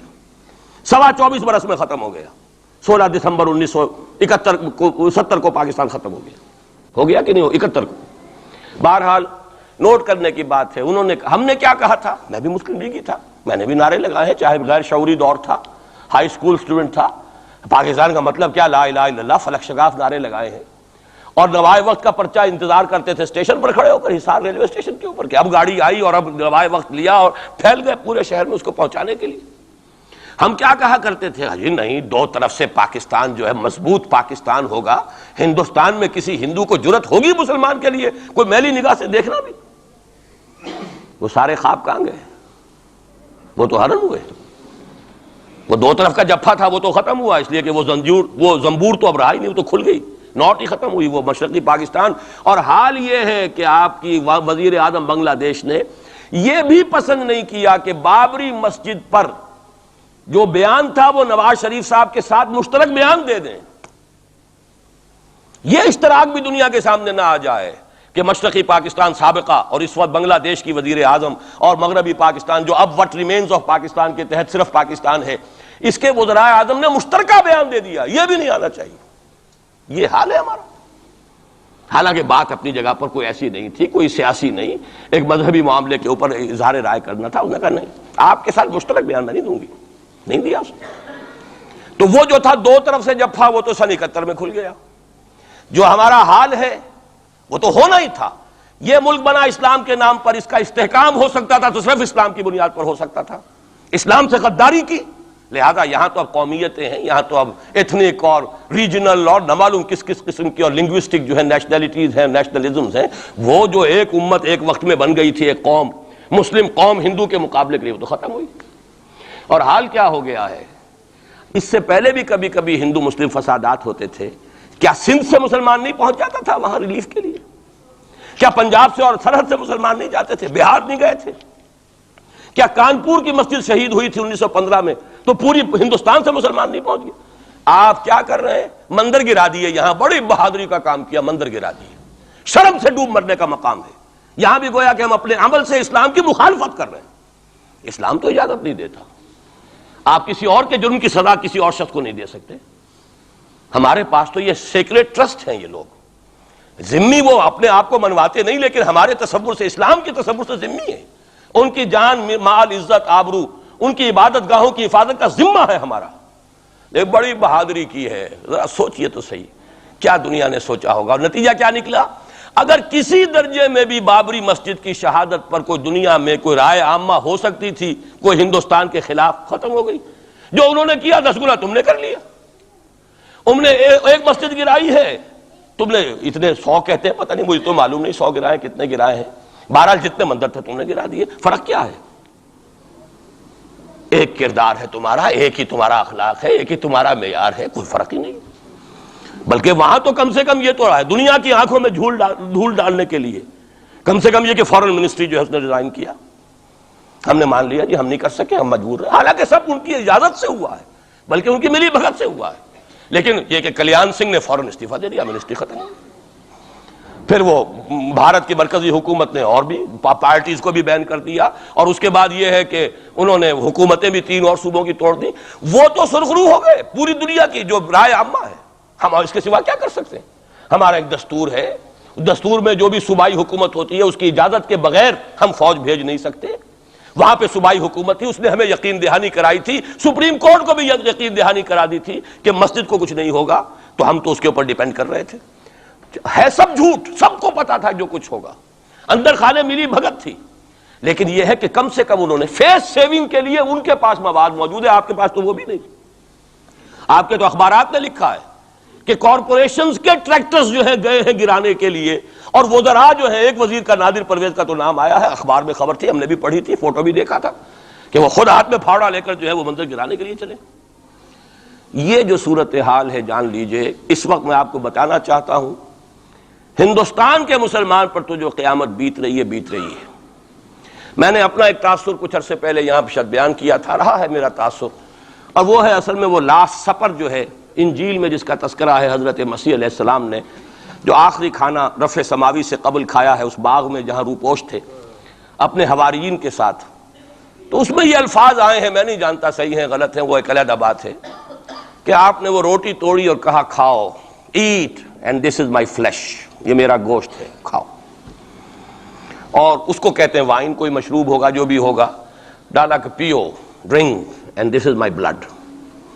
میرا احساس ہمیشہ یہ رہا ہے، اس کے بعد کچھ ماند پڑ گیا، جب یہاں مسلمان نے یہاں مارا ہے اور کچلا ہے اور زندہ آگ میں جلایا، پھر بات ختم ہو گئی، میرے دل کے اوپر سے وہ احساس ختم ہو گیا۔ وہاں ہندو کے ہاتھوں جب مسلمان کے ساتھ یہ کچھ ہوتا تھا تو پھر جب میں کھانا کھاتا تھا محسوس کرتا تھا کہ میں ہندوستانی مسلمان کا گوشت کھا رہا ہوں اور ہندوستانی مسلمان کا خون پی رہا ہوں۔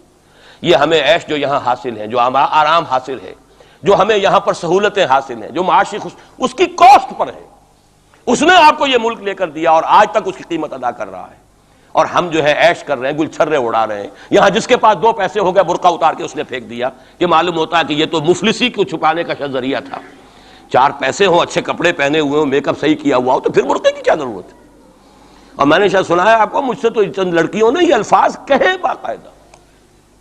میں جب پریکٹس کرتا تھا لاہور میں کرشن نگر میں، تو ایک گھرانے کی، اور مجھے معلوم ہوا کہ ان کے والد انتہائی نیک تہجد گزار، کئی لڑکیاں تھیں بہنیں، ایک ہی تقریباً عمر 200 سے 1.5 سال کی، کبھی وہ آتی تھی کلینک میں میرے تو برقعے سمیت، کبھی آ رہے ہیں تو بغیر برقعے کے۔ تو میں نے پوچھا یہ کیا تماشا ہے آپ لوگوں کا، کبھی بغیر برقعے کے کبھی برقعے سمیت۔ صاف جواب دیا، میں ان کے الفاظ کوٹ اینڈ کوٹ میں ان کے الفاظ کوٹ کر رہا ہوں، ڈاکٹر صاحب جب ہمیں کوئی میک اپ کرنے کا، کپڑے بدلنے کا موقع نہیں ملتا تو ہم برقع پہن لیتے ہیں، اور جب ہمیں موقع ملتا پھر ہم برقع کائے کو پہن۔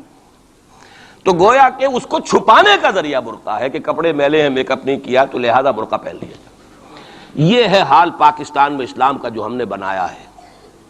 تو میں جو کچھ دیکھ رہا ہوں وہ یہ ہے کہ ہندوستان میں تو قیامت، اب وہاں جو آفیشیل فگرز ہیں 1000 1200 کتنے ہیں، لیکن کم سے کم 10,000 آدمی، اور اب یہ چین ہے فسادات کی۔ کل کے اخبار میں احمد آباد کی تھی، کبھی کہیں ہے کبھی کہیں ہے، اور واقعہ یہ ہے کہ تبصرے یہ ہو رہے ہیں کہ ہندو فنڈامنٹلزم از آن دی رائز۔ یہ جو کچھ ہوا ہے، جتنا بھی اس کے اندر ان کو گرایا گیا ہے، ان کی حکومتیں گرائی گئی ہیں، اس سے انہیں تقویت حاصل ہو رہی ہے۔ They are getting stronger and stronger. Congress کے لیے اب اپنی جو ہے جان بچانی مشکل ہے، اور اس وقت سب سے بڑا ان کے لیے جو ہو گیا وہ یہ ہے کہ وہ کمیونسٹوں کی سپورٹ کے بغیر چل نہیں سکتے، اور کمیونسٹ جو ہے وہ ان کی جو اس وقت وہ امریکہ کے زیر اثر جو اپنی اکنامک پالیسیز چینج کر رہے ہیں اس کا ساتھ دینے کو تیار نہیں۔ تو یہ ڈائلیما ہے، جبکہ ادھر جو ہے وہ بالکل جو ہندو ذہن ہے وہاں کا ریوائولسٹ ذہن وہ پوری طریقے سے قائم۔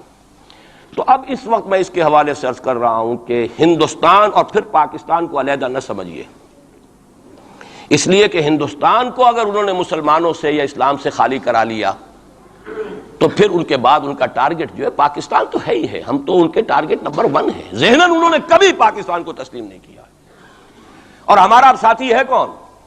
اللہ پر تو نہ یقین نہ اس سے ہمارا تعلق، جو معاملہ نہ دارت سخن آشنا نہ باشد۔ اللہ سے تعلق کیا ہے ہمارا؟ اللہ سے کون سی دوستی ہے؟ اللہ کیوں ساتھ دے ہمارا؟ ہم تو مجرم ہیں نمبر 1 اس کے، اور باقی دنیا میں جن پر سہارا تھا، جن پہ تکیہ تھا، وہی پتے ہوا دینے لگے۔ وہ تو بالکل امریکہ کی پالیسی معلوم ہوتی ہے کہ ہمیں تو ہاتھ پاؤں باندھ کر جیسے ہندو کے سامنے ڈال دیا جائے۔ کبھی وہ ٹیررسٹ اسٹیٹ قرار دینے کی دھمکی آ جاتی ہے، فیلرز کی شکل میں آ جاتی ہے۔ یہ فیلرز دیے جاتے ہیں اس لیے تاکہ بات پہنچ جائے۔ اگر صرف بات اس طریقے سے انڈائریکٹلی پہنچنے سے مطلوبہ مقصد حاصل ہو جائے تو خام خواہ براہ راست کہنے کی ضرورت کیا ہے؟ وہ مطلب تو حاصل ہو۔ سب نے سجدہ سہو کیا ہوا ہے، ہمارے ہاں ہر ادارہ سجدہ سہو کر چکا امریکہ کے سامنے، ٹوٹل سرنڈر۔ اور یہ بات جو قاضی حسین احمد صاحب کہہ رہے ہیں 100% درست کہہ رہے ہیں، 100% درست کہہ رہے ہیں۔ ٹوٹل سرنڈر، چاہے وہ بے نظیر ہو، چاہے وہ نواز شریف ہو، اور چاہے وہ کوئی اور ادارہ ہو آپ کا جو یہاں پہ قوت کا اصل سرچشمہ ہے اور منبع ہے، سب کے سب 100% جو ہے اس کے سامنے سجدہ کر چکے ہیں۔ یہی وجہ ہے کہ وہ بے نظیر کا ساتھ نہیں دے رہے۔ بے نظیر کا ساتھ کائے کو دے؟ اگر نواز شریف ان سے بڑھ کر، ہم بھی ہیں دربار کے، اگر یہ کہنے کے لیے وہ ان سے بڑھ کر تیار ہو تو اسے کیا ضرورت پڑی ہے؟ اس کی کون سی کوئی رشتہ داری ہے بے نظیر کے ساتھ یا کسی اور کے ساتھ؟ ہاں، اگر نواز شریف کہیں کسی جگہ پر بھی کوئی اپنے پاؤں کو گھسیٹتا، ڈریگ کرتا ہے اپنے فیٹ کو، کہیں کوئی رکاوٹ ڈالتا، پھر ٹھیک ہے، پھر اس کو آلٹرنیٹ لانے کے لیے تو کوئی ہے نہ کوئی سوال۔ لیکن جب وہ ان سے بڑھ کر نیاز مند ہوں، ان سے زیادہ بڑھ کر سجدہ کرنے کو تیار ہوں، ان سے بڑھ کر کہیں ہم شریعت کورٹ ہی کو اٹھا کے پھینک دیں گے اگر سود کا معاملہ جو ہے شریعت کورٹ کے حوالے سے ہمارے لیے مصیبت بنا، سود تو دیں گے، چلے گا، لائیے، خدا کے لیے لائیے، پیسہ لے کے آئیے، ہمارے ملک میں آئیے، پیسہ لگائیے۔ اور یہ سود وود کا یہ کوئی مولوی لوگ ہیں پاگل جو کہتے ہیں کہ یہ کوئی حرام ہے، اور کوئی پاگل ہمارے شاید وہ کورٹ والے بیٹھے ہوئے تھے جنہوں نے اسے کہہ دیا کہ بینک انٹرسٹ بھی جو ہے ربا ہے۔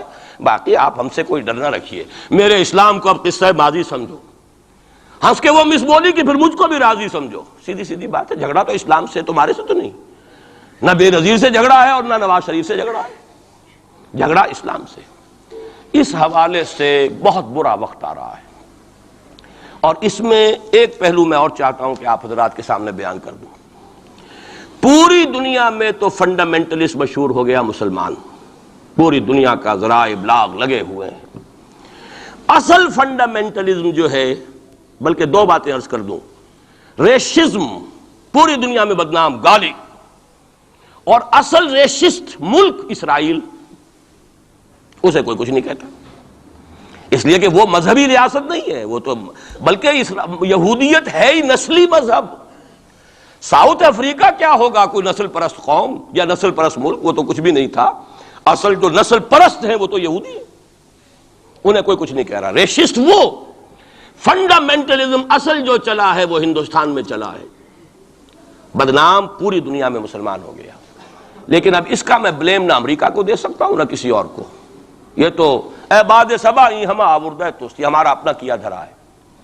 میں آپ کو ایک حوالے سے بتا دینا چاہتا ہوں، ہمارے ہاں علامہ مشرقی اٹھے، چپ راس چپ، چپ راس چپ، اور بیل چاپ پورے ہندوستان کو دہلا دیا، دہل گئی زمین ہندوستان کی، راس کماری سے لے کے درہ خیبر تک، اور بڑے بڑے نوٹیبلز۔ یہ تحریک اتنی عظیم تھی، اتنی آرگنائز تھی، آپ کو معلوم ہے یہ تالپور برادران جو ہے دونوں بھائی جو تھے یہ خاکسار تھے، بڑے بڑے لوگ سندھ میں، فرنٹیئر میں، پنجاب میں، ہر جگہ پر، اور ایسی زبردست آرگنائزیشن بالکل ملٹری والی، ان کے سارے قواعد ملٹری کے. لیکن ہوا کیا؟ آر ایس ایس 1925 میں قائم ہوئی ہے، اسی کے رد عمل میں. ہندو سویا ہوا تھا، انہوں نے دیکھا یہ مسئلہ اٹھ گیا ہے، اتنا زبردست اٹھ گیا ہے، اس زور شور کے ساتھ اٹھ گیا ہے، اس کی چپراس جو ہے وہ زمین جو ہے لرز رہی ہے، اس سے تو اٹھنا پڑے گا نا.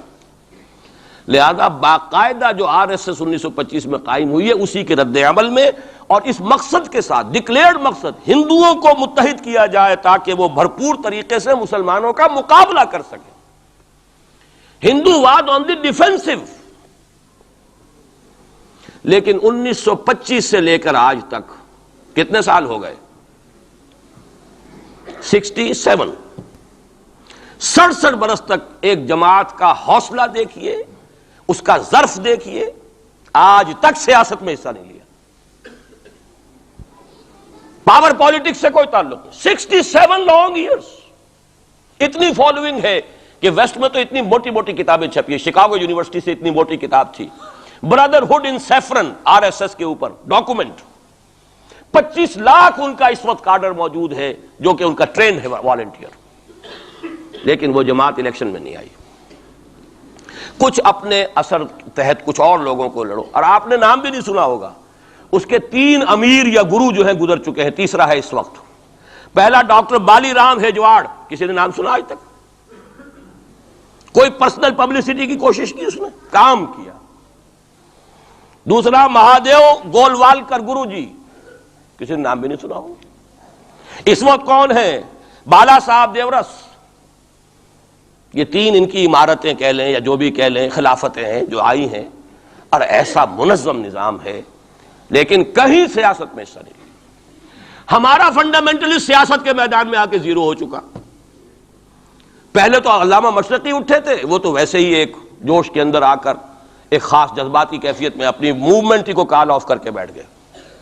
10 لاکھ آدمی، غالباً 10 لاکھ کی فگر تھی، 10 لاکھ یا 1 لاکھ جتنے بھی تھے، میں فگر کے بارے میں نہیں کہہ سکتا، دلی میں جمع نہیں ہوں گے تو میں پارٹی کو ڈسبینڈ کر دوں گا. وہ چند افراد کی کمی رہ گئی تھی اس فگر سے، تو اسی غصے میں آ کر پارٹی ڈسبینڈ، ختم.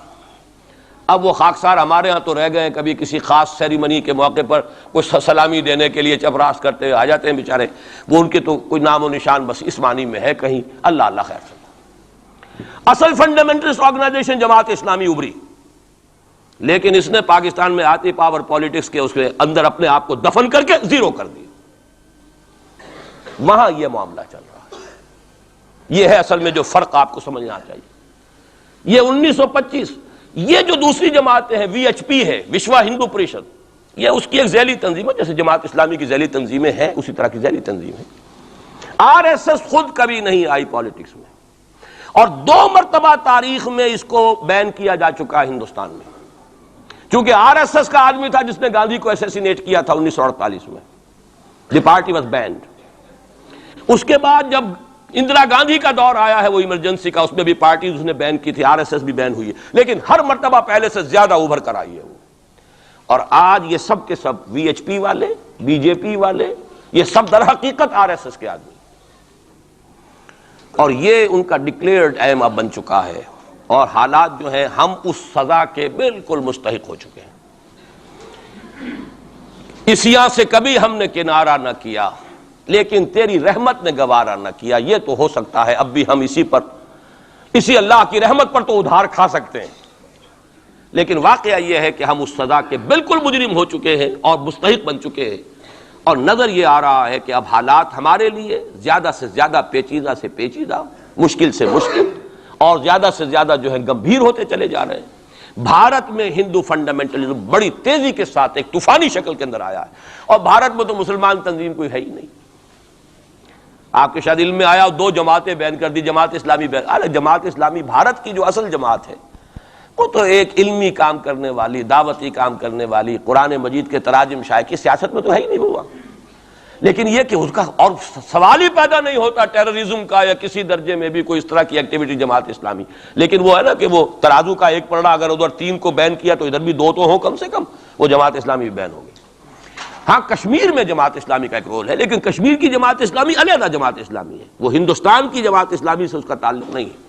جیسے پاکستان کی جماعت اسلامی، مشرقی پاکستان یا بنگلہ دیش کی جماعت اسلامی، ہندوستان کی جماعت اسلامی اور کشمیر کی یہ چار علیحدہ ہیں بالکل، ان کا آپس میں تنظیمی رابطہ کوئی نہیں۔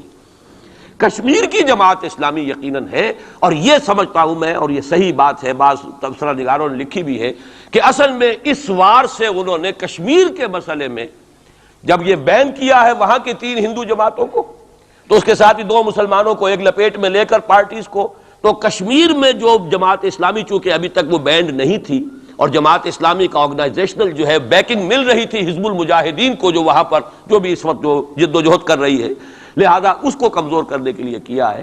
لیکن یہ کہ ہندوستان میں کوئی مسلمانوں کی لیڈرشپ ہے ہی نہیں، سارے قائدین تو پاکستان بنا کے پاکستان آ گئے تھے، رہ تو گئے تھے وہاں پہ وہی جمعیت علماء ہند کے لوگ، اس وقت بھی سنبھالا ہے تو انہوں نے سنبھالا ہے، مولانا حفظ الرحمان سہاروی نے سنبھالا ہے، مولانا ابوالکلام آزاد نے کچھ سنبھالا دیا جتنا بھی دے سکے ہیں، باقی مسلم لیگی تو سبھی آ گئے تھے، وہاں سے رہ کون گیا تھا؟ لے دے کر مدراس میں کوئی 1-2 اور کیرالہ کے اندر، کیرالہ میں البتہ یہ کہ راشٹریہ سیوک سنگھ کے مقابلے میں مسلم سیوک سنگھ قائم کیا گیا، اور وہ کام بہت اچھا کر رہے تھے، لیکن یہ کہ ان کو بھی بین کر دیا گیا، انہوں نے خود بھی اپنے آپ کو ڈیزالو کر لیا۔ انہوں نے کہا کہ جب ہمارا تو اصل مسئلہ جو ہے وہ راشٹریہ سیوک سنگھ سے ہے، اگر RSS بین ہو گئی تو ہمیں کوئی ضرورت ہی نہیں کام کرنے کی، انہوں نے خود بھی ڈیزالو کر لیا اپنے آپ کو۔ لیکن بہرحال یہ تو میں کچھ تفاصیل ہیں جو آپ کو بتا رہا ہوں، اصل بات یہ ہے کہ اس وقت ہندوستان میں مسلمانوں کی حالت بہت مخدوش ہے۔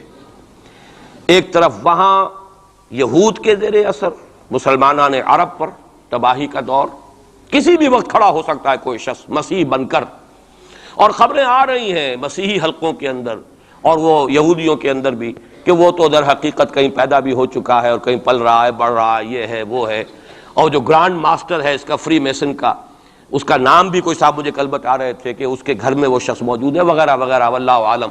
لیکن یہ کہ جو کچھ میری جو بھی بات ہے وہ ہے قرآن اور حدیث کی روح سے۔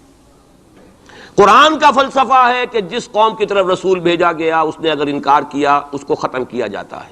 اس میں ایکسیپشن اب تک ہوئی ہے صرف یہود کی، رسولاً الی بنی اسرائیل کی حیثیت سے حضرت مسیح بھیجے گئے، انہوں نے رد کیا، یہ بھی کنڈیمڈ نیشن ہے، لیکن اس کو اللہ نے باقی رکھا ہوا ہے اس کا کوڑا مسلمان پر مارنے کے لیے، بدترین عذاب مسلمان پر لانے کے لیے، اس لیے کہ افضل امت بھی یہی تو ہے نا، سب سے بڑھ کر افضل، سارے نبیوں سے افضل ہمارا نبی صلی اللہ علیہ وسلم، اور ساری امتوں سے افضل ہم مسلمان امت، تو سب سے بڑی سخت سزا کے مستحق بھی تو پھر ہم ہی ہوں گے۔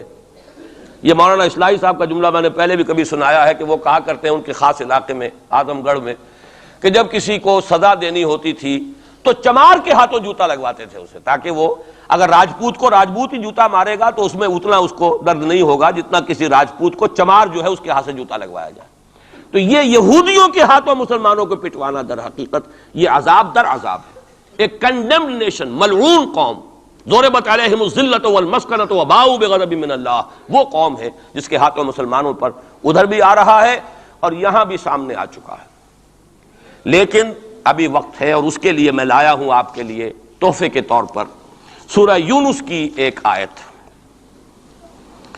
وہاں فرمایا گیا ہے فلولا كانت قرية آمنت فنفعها إيمانها إلا قوم يونس لما آمنوا كشفنا عنهم عذاب الخزي في الحياة الدنيا ومتعناهم إلى حين۔ رسولوں کی تاریخ میں ایک استثناء ہے، میں چند منٹ اضافی لے رہا ہوں، آپ لوگ بھی حاضر ہیں بھی اور میرا خیال ہے کہ دلچسپی آپ کی کم نہیں ہو رہی ہے، آیا بھی 4 مہینے بعد ہوں اس لیے وقت کا بھی زیادہ حق ہے میرا۔ ایک استثناء تو میں نے کہا یہودی، انہوں نے اپنے رسول کو اپنے اعتبار سے سولی پر چڑھایا لیکن ابھی تک بچے ہوئے ہیں، لیکن ان کی تو ہونی ہے وہ سزا جو آنی ہے حضرت مسیحی کے ہاتھوں آنی ہے۔ جب وہ دجال آئے گا، دجال کے ہاتھوں مسلمانوں کی خوب پٹائی ہو چکے گی، عرب مسلمانوں کی، پھر ان کو کیفر کردار تک پہنچانے کے لیے حضرت مسیح آئیں گے۔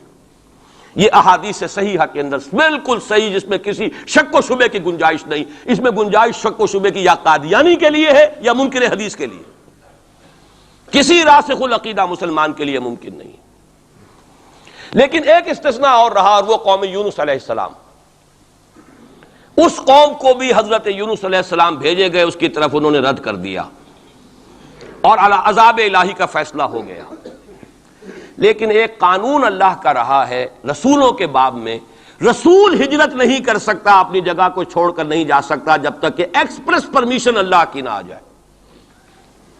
جیسے آپ کو معلوم ہے کوئی بڑا افسر جو ہوتا ہے وہ اپنے ہی can't leave station, D C نہیں جا سکتا اپنا ہیڈ کوارٹر چھوڑ کر.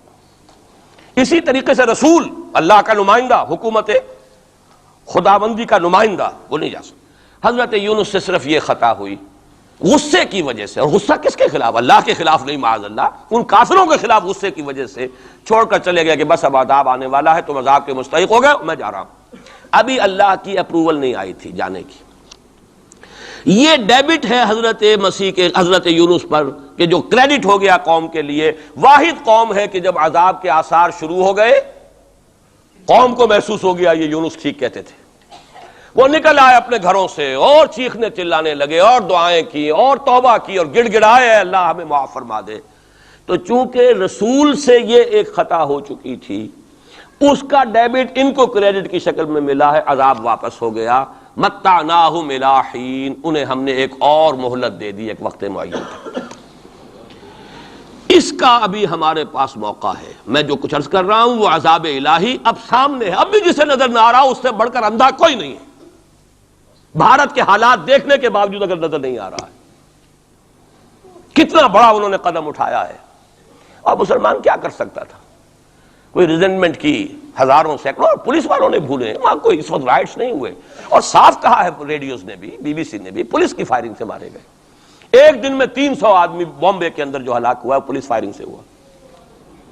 کیسے مقابلہ کر لیں؟ فوج کا کیسے کر لیں؟ پولیس کا کیسے کر لیں؟ اس اعتبار سے جو کچھ وہاں بیت رہی ہے وہ تو بیت رہی ہے.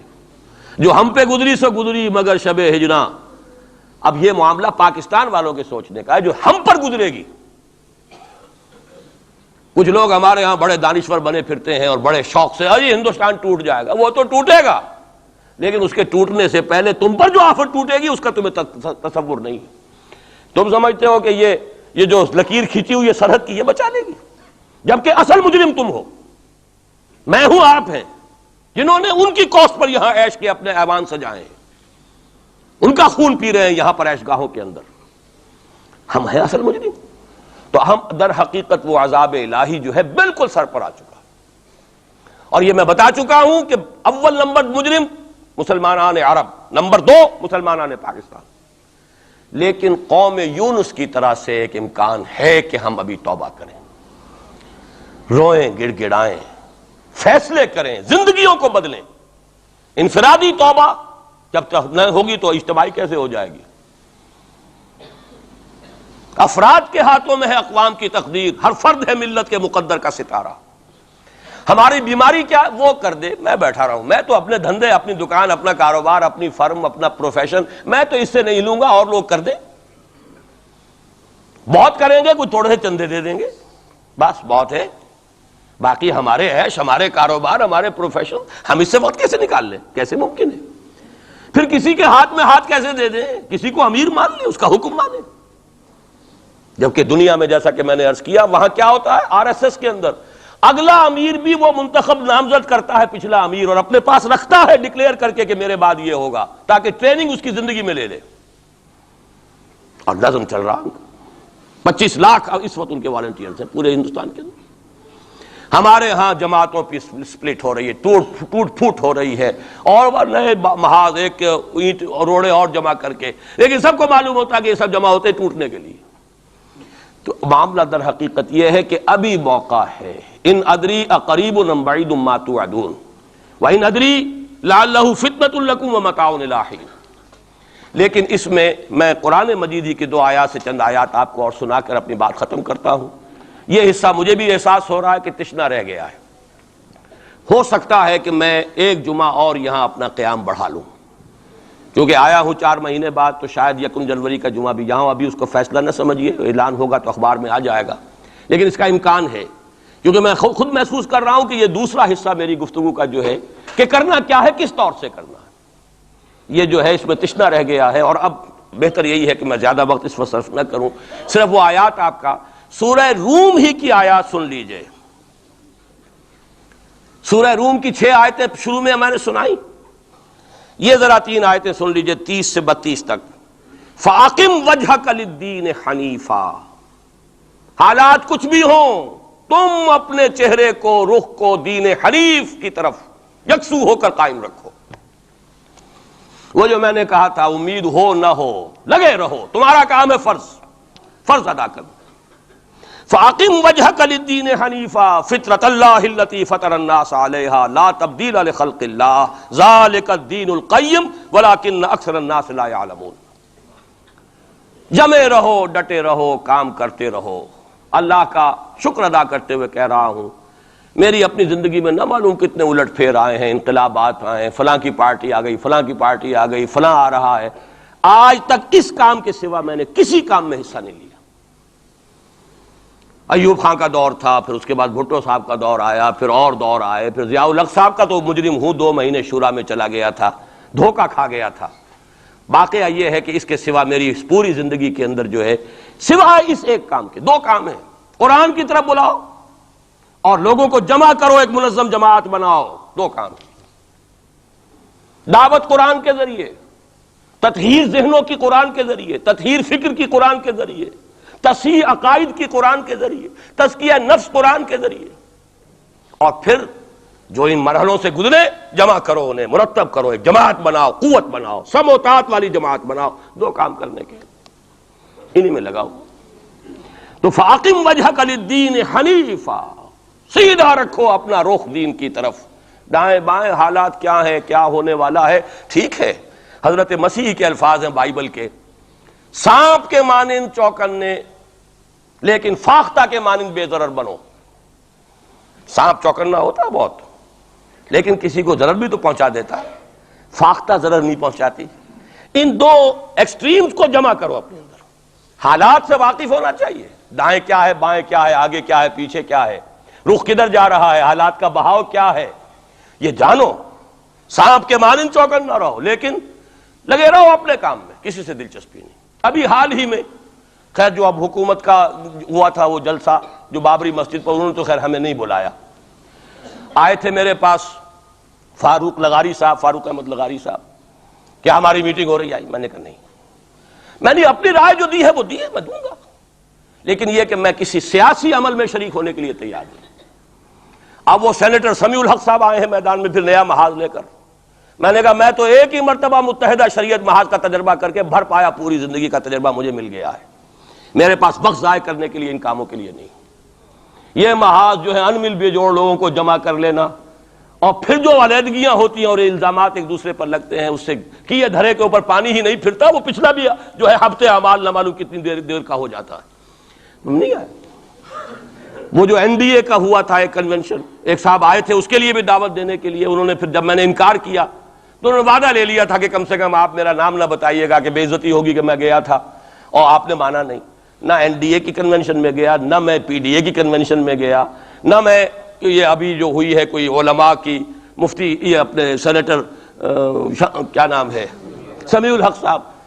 اس 2 کاموں کے سوا مجھے اپنا وقت کسی اور کام میں نہیں لگانا. سیاست میں جانا ہی نہیں، الیکشن کا رخ ہی نہیں کرنا، بلکہ یہ قرآن کے ذریعے سے دعوت. اسی لیے میں آیات سنا رہا ہوں. فَأَقِمْ وَجْهَكَ لِلدِّينِ الْحَنِيفَ فِطْرَةَ اللَّهِ الَّتِي فَطَرَ النَّاسَ عَلَيْهَا. اور آگے فرمایا منیبین الیہ، اپنا رخ اسی کی طرف رکھتے ہوئے. واتقوہ، تقوی اختیار کرو. واقیموا الصلاۃ ولا تکونوا من المشرکین، نماز قائم رکھو اور دیکھو مشرکوں میں سے نہ ہونا. شرک کی آلائش سے اپنے آپ کو پاک کرتے رہو، دھوتے رہو اور دھو، شرک کی کوئی آمیزش نہ رہے. اور دوسرا کام یہ سورہ سجدہ کی آیات ہیں. وَمَنْ أَظْلَمُ مِمَّنْ ذُكِّرَ بِآيَاتِ رَبِّهِ ثُمَّ أَعْرَضَ عَنْهَا إِنَّا مِنَ الْمُجْرِمِينَ مُنْتَقِمُونَ. یہ الفاظ بڑے سخت ہیں. ان لوگوں سے بڑھ کر ظالم کون ہوگے جنہیں ان کے رب کی آیات کے ذریعے سے نصیحت کی جاتی ہو. میں نے جو نصیحت کی ہے اللہ کی کتاب کے حوالے سے کی ہے، جو دعوت ہے میری قرآن کے ذریعے سے. میں نے کوئی کہانیاں، اپنے فلسفے، اپنے کوئی نظریے نہیں تراشے ہیں. قرآن کی دعوت، تعلیم و تعلم قرآن. جس قوم نے اس دعوت کو رد کیا ہو، وَمَنْ أَظْلَمُ مِمَّنْ ذُكِّرَ بِآيَاتِ رَبِّهِ ثُمَّ أَعْرَضَ عَنْهَا انا من المجرمین منتقمون، ایسے مجرموں سے تو میں انتقام لے کر رہوں گا۔ اللہ بچائے، اپنے دامن رحمت میں لے لے، ہمیں کوئی مہلت دے توبہ کرنے کی اور اصلاح کرنے کی۔ وَلَقَدْ آتَيْنَا مُوسَى الْكِتَابَ فَلَا تَكُنْ فِي مِرْيَةٍ مِّن لِقَائِهِ، اور ہم نے موسیٰ کو بھی کتاب دی تھی۔ وَجَعَلْنَاهُ هُدًى لِبَنِي اسرائیل، اسے ہدایت نامہ بنایا تھا بنی اسرائیل کے لیے۔ گویا کہ اسی طرح محمد، ہم نے قرآن آپ کو دیا ہے ہدایت نامہ پوری نوع انسانی کے لیے۔ جہاں سے میں نے بات شروع کی تھی، قرآن کتاب ہدایت ہے۔ آخری آیت ہے وَجَعَلْنَا مِنْهُمْ أَئِمَّةً يَهْدُونَ بِأَمْرِنَا، اور ہم نے ان بنی اسرائیل میں سے ایسے امام اٹھائے جو ہمارے حکم سے ہدایت کا کام کرتے تھے۔ لما صبروا، جب انہوں نے خود صبر کی روش اختیار کی، اپنے کیریئرز کی قربانی دی، اپنے سٹینڈرڈ آف لیونگ کو کم کیا، اپنی ضروریات کو سمیٹا، اپنا وقت فارغ کیا، اپنی صلاحیتیں کھپائیں، کس کام کے لیے؟ تاکہ وہ کتاب ہدایت کو لوگوں تک پہنچا سکیں۔ خیرکم من تعلم القرآن وعلمہ، تم میں سے بہترین لوگ وہ ہیں جو قرآن سیکھیں اور سکھائیں۔ تو فرمایا وَجَعَلْنَا مِنْهُمْ أَئِمَّةً يَهْدُونَ بِأَمْرِنَا لَمَّا صَبَرُوا وَكَانُوا بِآيَاتِنَا يُوقِنُونَ، اور وہ ہماری آیات پر پورا یقین رکھنے والے تھے۔ اللہ تعالیٰ سے دعا کرتا ہوں وہ مجھے اور آپ کو آیات قرآنی پر پورا یقین عطا فرمائے۔ یہ ہے اصل منبع، سرچشمہ، یہ ہے بنیاد، یہ ہے جڑ۔ اس سے قوت حاصل کر کے اپنا تزکیہ، خود توبہ، خود حرام کاروبار کو چھوڑنا، اپنے وقت کو فارغ کرنا، اپنی صلاحیتوں کو لگانا ان دو کاموں کے لیے، فارغ کرنا اس کام کو، پھر نظم کی پابندی والی جماعت میں شریک ہو کر کبھی کوئی وقت آئے کہ ہم کسی انقلابی جد و جہد کے لیے کھڑے ہو سکیں، اسلام کو قائم کرنے کے لیے، جیسے کہ محمد عربی صلی اللہ علیہ وسلم نے آج سے 1400 برس قبل قائم کیا تھا۔ اگر ایسا ہو گیا تو یہی سرزمین، یہ میں آج کل کہہ رہا ہوں الفاظ، پاکستان ایک پل صراط سے گزر رہا ہے اس وقت۔ پل صراط کا تصور آپ کے سامنے ہے، جہنم کے اوپر ایک پل ہوگا جس پر سے جو مسلمان دنیا میں کہلاتے ہیں وہ گزارے جائیں گے۔ جو منافق ہوں گے حقیقی ایمان سے بے بہرا، وہ ٹھوکر کھا کر گریں گے جہنم میں، اور جو اہل ایمان ہوں گے نور ایمان ان کے آگے آگے دوڑتا ہوگا، نورہم یسعی بین ایدیہم و بایمانہم، اس کی روشنی میں پل کراس کر جائیں گے، جنت میں داخل ہو جائیں گے۔ ہم اس وقت اس پل صراط پر ہیں۔ اگر یہاں آئندہ 2-3-4 سال کے اندر اسلامی انقلاب نہ آیا تو یہ ملک نسیم منسیہ ہو جائے گا، وہ بربادی یہاں آئے گی کہ رہے نام اللہ کا، خاکم بدہن۔ لیکن میں نہیں چاہتا کہ آپ کو دھوکے میں رکھوں، جو دیکھ رہا ہوں وہ دکھا دینا چاہتا ہوں، وہ تباہی آئے گی۔ یہ در حقیقت یہ تو میں آج سے کوئی 5-6 سال پہلے لکھ چکا، جب میں نے وہ استحکام پاکستان اور مسئلہ سندھ لکھی تھی۔ ایک ہی سن تھا جس سن میں کہ ہندوستان میں بھی اسلام داخل ہوا سندھ کے راستے، اسی سن میں اسلام اسپین میں داخل ہوا تھا، جبرالٹر کے راستے، جبل الطارق کے راستے، یاد ہے؟ سن 92 یا 93 ہجری، 712 عیسوی، اس میں محمد ابن قاسم اسلام لے کر آئے، ہندوستان میں داخل ہوئے سندھ کے راستے۔ دونوں میں ایس ہے، سن بھی ایک، سندھ اور اسپین ایک ہی لفظ سے، ایک ہی لیٹر سے شروع ہو رہے ہیں۔ وہاں سے اسلام اور مسلمان کا خاتمہ ہو چکا، 500 برس ہو گئے، 1492 اور یہ 1992 ہے، پورے 500 برس، نام و نشان مٹ گیا اسلام کا، مسلمان کا۔ بین ہی اسی کا اندیشہ اس بر صغیر پاک و ہند کے لیے، بین ہی اسی کا اندیشہ۔ وہاں ہو سکتا ہے تو آپ کے ساتھ کیوں نہیں ہو سکتا؟ وہ تو پھر بھی عربوں کی اولاد تھے، ان کے تو رشتے تھے صحابہ کرام کے ساتھ، ان کا تو معاملہ کچھ اور تھا، ان کی تو مادری زبان بھی عربی تھی۔ اگر ان کے ساتھ یہ ہو سکتا ہے تو آپ کے ساتھ کیوں نہیں ہو سکتا؟ حذر ہے چیرہ دستاں سخت ہیں فطرت کی تعزیریں، اللہ کا کوڑا جب پڑتا ہے تو بہت سخت پڑتا ہے۔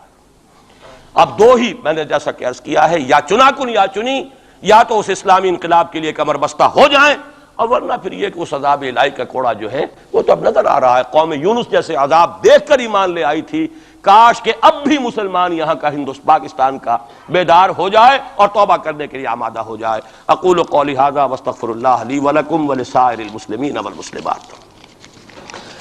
15 منٹ کی تاخیر مجھے ہو گئی ہے، معذرت خواہ ہوں۔